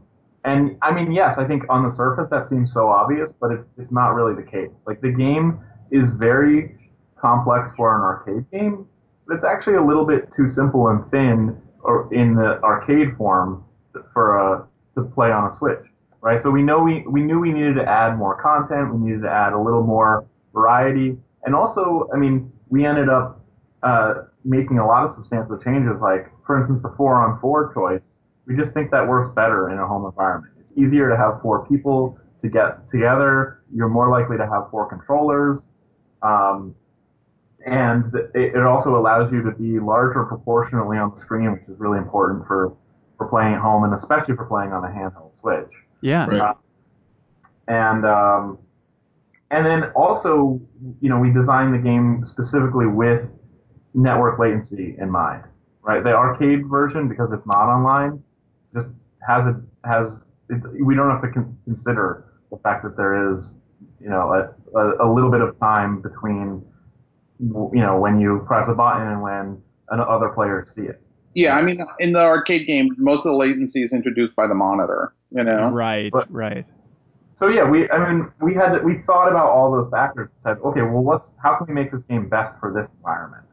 It's smart. Yeah, it's interesting. I like you talking about how it would feel too simple at home, and I wonder, if people listening and watching have had that experience where it's like, oh, the Simpsons arcade game, it's up on XBLA, I can just download that and play it, and they download it and play it, and it's like, this is the most boring fucking game I've ever played in my life. There's something about that arcade feel and vibe that elevates gaming experiences. Yeah, absolutely. And I mean, just the fact that you have to travel to the arcade to play it, and the meta game is created by the players that are there, right? Like, okay, well, let's balance the teams now by rearranging, or like, I'm gonna go get a beer, and so somebody else comes in and plays in my spot for a little while. Like, those types of things just aren't gonna happen at home. Right. So how did the connection with Nintendo come about then? Was that Matt and Liquidbit reaching out, or did you guys just have conversations rolling from way back in the day? That was Nick and Josh, right? So from way back in the day, like Nick mentioned earlier, Nintendo was interested in Killer Queen. We had been working on Killer Queen Black and Secret for quite some time. There there was never the right time to really kind of unveil it to the world, except through a couple of play testers that help us test the game out. And we got it to a point, and I think it was Nick that said, let's call Nintendo, let's set something up. And Nintendo was very receptive. We met them at GDC. Well, I should say Nick and Josh met them at GDC, and we basically played an online game with Nintendo and Nick and Josh in LA, and we were in Chicago, and demonstrated the capability of what we had built, showed them what the console version of Killer Queen could actually look like, and they jumped on it. I mean, it was immediate. Okay, yeah, we want to show this at E3. And we said, well, that's great. We don't even have it on the Switch yet. And we don't have a dev kit. We don't even have a dev kit, right? And 3 days later, a dev kit shows up at our door. And we were able to port everything over in a very short amount of time. I think it's a testament to the tool chain that Nintendo's put together to be able to do those kind of ports, and pushed really hard, and showed up at E3 saying, okay, here we go. We're going to announce this to the world. Yeah. Why Nintendo, Nick? I just felt like, personally, I love the Switch. I think it's just a really awesome platform. I love that, I don't need a portable, I don't need a Vita and a PS4. I could just do the whole thing in one. So even before they release it, when they just announced the Switch, I was super excited about it. Everybody else in the studio was like, this is the dumbest idea ever. And I'm like, no, this is the best idea ever.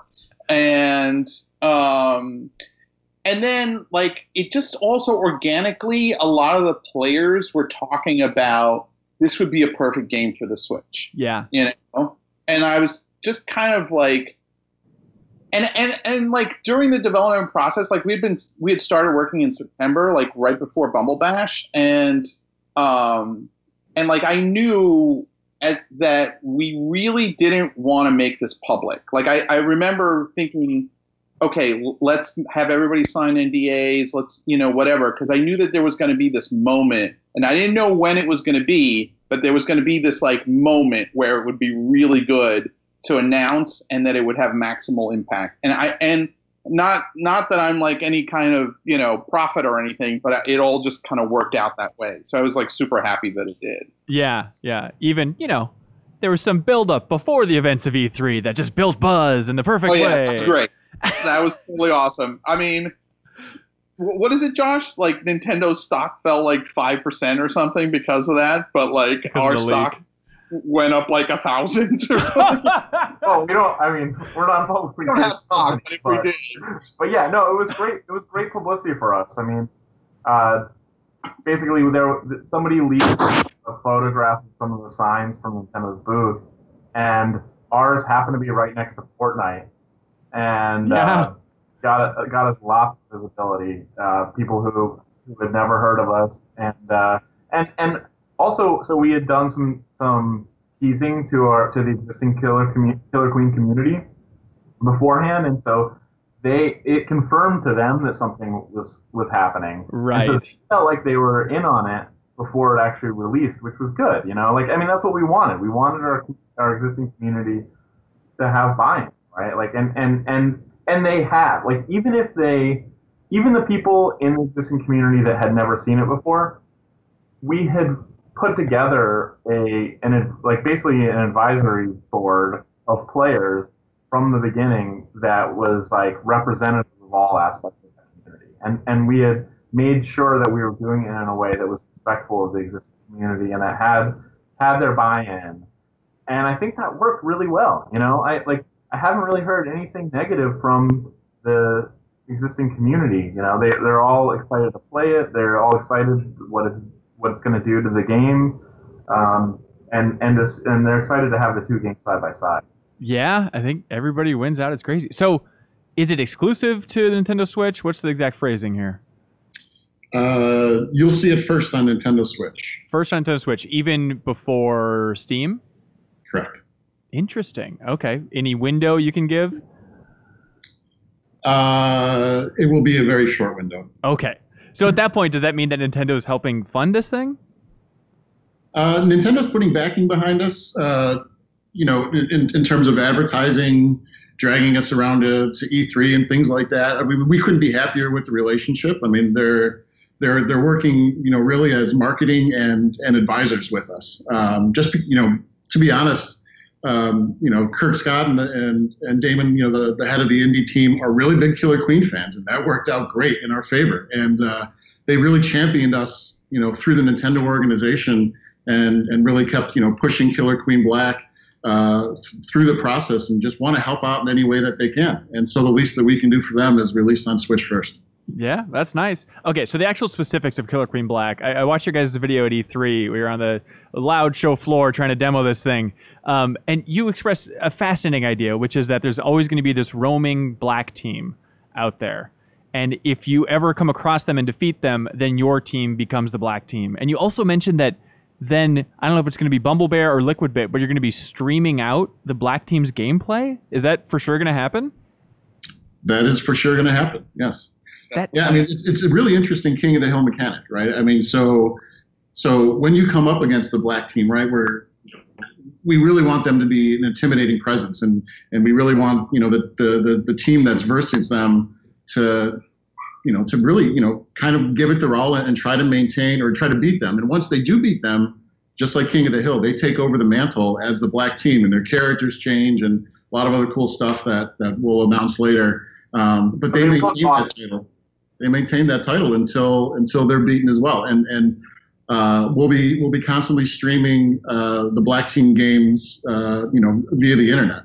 Now, whether we're going to do that via one of the services or built into the Killer Queen Black application has yet to be seen. But yes, that's what we want to do to kind of.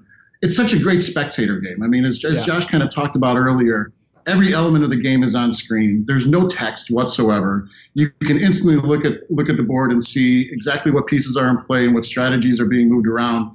And we really want to embrace this. We want to embrace this concept of spectating Killer Queen. And in fact, in the arcade, when they do tournaments, they're broadcast over Twitch. They've got great Twitch overlays on top of it that give you stats of each players, and it's a fantastic way to really enjoy the game if you're not playing it. And we think that showing the black team and showing this kind of the creme de la creme that's going to bubble up to the top of the best players, as they're trying desperately to kind of hold on to that mantle of being the black team, will be very, very interesting for the fans to watch. Yeah, I hope you guys get it out there on Twitch and YouTube, and it's rolling out there outside of the application. I think that's a very fun idea that a lot of people would really gravitate towards. But what I don't understand is, say you've been playing for hours, you're on a roll, your team is the only black team in the world, because there's only one black team, right?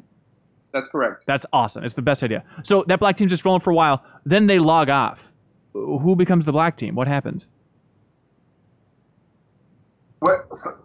You want me to answer? Sure. Yeah. Okay. So I mean, this is like, it's still in development. We're experimenting with some ideas, but what we're thinking right now is basically, you like, as soon as you win a game with the black team, as the black team, you immediately go into your next match.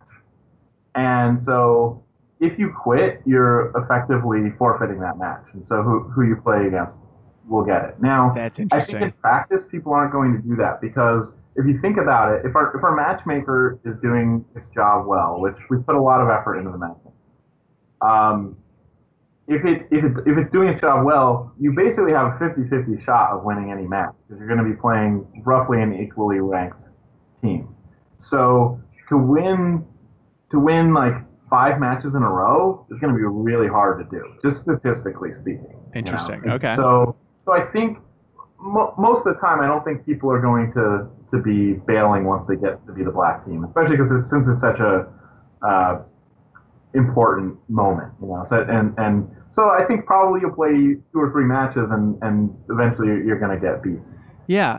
It's an interesting thing with the matchmaking, though, because part of the thrill will be like the average player picking it up on Switch and then like, holy cow, I have to go up against the black team. But in theory, if the matchmaking is perfect, then they never will. So are you still going to have just random outliers where you throw a rookie team in there to get slaughtered just for the thrill of the rookie team as well? Well, one idea that's floating around is that the initial team that gets picked by the server. Let's say that the black team forfeits the game, but we can't actually assemble the team that they were going to be. Then it then goes to some random team, right? Right. So that may be like a mid-level team, and then you get to see them kind of go up the ranks. And and so there is a possibility that, okay, maybe if you're not on the bottom, but like if you're somewhere in the middle, you may actually face the black team. Okay. All right. That's good. Are you, Matt, in particular, like, are you looking at other living games as examples of how to do this right, how to keep the game alive? Like, I think of Rocket League, for example. I don't know if that's an easy one-to-one comparison, but are there other games out there you're looking for as examples of keeping the community happy, making alterations and variant game modes and stuff moving forward? Yeah, I mean, and I think Rocket League is a pretty good example, right? Like we're obviously fans of Rocket League. It's a great game. They've got their, the way that they've built their networking and the way that they've got their ranked play and the different modes and everything like that to keep the players happy is something that we're obviously watching and listening to. But one of the things that we're really pushing for is cross-platform play, right? We want our PC and Steam players to be able to play our Nintendo players and whatever other platform that we may move this to, because we really want to keep that online community as one. We don't want to separate them. We don't want to create little cliques of I play on Switch, I play on PC. That's not good for anybody, right? I mean, because this is so community driven and so organized, we want to be completely agnostic to the platform that you're playing on. And that's one of the really big concerns for us and something that we're absolutely pushing for to maintain that cohesion and basically allow us to have the biggest pool of people to matchmake you against. So you have the most competitive experience. Yeah. And really, continue to keep the online presence alive and thriving. I can think of one major hurdle for you guys. What's up? Sony platform exists. That is a difficult one. We're hoping that by the time that we push out to other platforms besides Steam and Switch, that Sony gets their act together. Yeah, that they come to their senses, basically. Yeah. All right. Well, good luck. Good luck fighting that fight if Epic can't do it at this point. But all the power to you guys. Please do. We're gonna let Epic fight that for us, right? It's like if everybody just fights the battle for us before we get there, it'll be awesome. Yeah, for sure. That's awesome. It's so kind of like that bird that puts its eggs in some other bird's nest. That's our strategy. All right, so just seeing this phenomenon of Killer Queen pop up across the country, all these arcades. I mean, you're shipping out like 100 cabinets at this point. How many are out there? There's about 100. Okay, we're about to print a bunch of more. Is it financially successful? I mean, we're not gajillionaires, but yeah, it's like we're at the point now where we are starting to make money. Okay, starting to make money, but it's been a long time of prepping and in the red before you get to that point. It was a little rough, especially in the beginning, and we had to make a lot of hard decisions about like how we wanted to structure our company, etc., to kind of make it really work. Because initially it was like me and Josh literally doing everything. Like we were handling the support and doing the sales and whatever. And we had to kind of figure out how to go from being like a standard game development company to being an arcade company. And that I think was the major challenge financially. How can you explain how it works? Are you getting a cut of every coin put in there, or are you just selling these things at a premium to the different barcades? Right, and those are things that we had to learn, right? Like we had to figure out, on paper it seems sexy and like super profitable to get a cut of every coin put into a machine, but when you kind of calculate how much money it's going to take to kind of hunt down all the people who need to pay you and stuff, it just becomes kind of a nightmare, right? So we had to figure out the best model is actually to just sell them outright and have enough of a profit margin that we can you know, and like to sell like, you know, service agreements where like your software updates are tied to those service agreements. So then we like charge you every year for like this service agreement and stuff like that. Okay. So yeah, we had to figure out a lot of things to make the business really kind of work. Yeah. And we're still figuring out those things. Yeah. But we're past the tipping point now, which is nice. Okay. Josh, do you like being a businessman? Yeah, I do. Okay. Interesting. I think he likes it more than me. I mean, you know what it is? I like the variety. You know, in our job, every day is something different. And I'm always learning something new. And that's really important to me. That's the most important thing to me. I don't really care what I'm doing as long as I'm doing something different and learning something new. Yeah, for sure. Well, hey, hats off to you guys. It's rare to see a phenomenon in the gaming industry, let alone one grow out of the arcades. And Killer Queen, it's really something special. So congratulations, you guys. Thanks, man. Thanks. Yeah, and looking forward to playing Killer Queen Black in the winter. There you go. In the winter. Before, Winter's coming. okay, before the snow melts in Minnesota, you're saying I'll be able to play Killer Queen Black on a Switch. Yes. Yeah, man. Yeah, Okay. for sure. That sounds great. Cool. Can we Thanks give so much. a quick plug for our beta, right? So if you go to www.killerqueenblack.com, you'll actually be able to sign up for our beta. So if you're lucky enough to get selected, and we're hoping to bring as many people in as we possibly can, you may be able to play it earlier than the winter. All right. That's awesome. Cool. Thanks so much, guys. Appreciate your time. Thank you. Cool. Thank you so much. And thank you so much for watching or listening to this episode of the Game Informer Show podcast. Be sure to tune in next Thursday. We'll have a new episode waiting for you. Bye, everybody.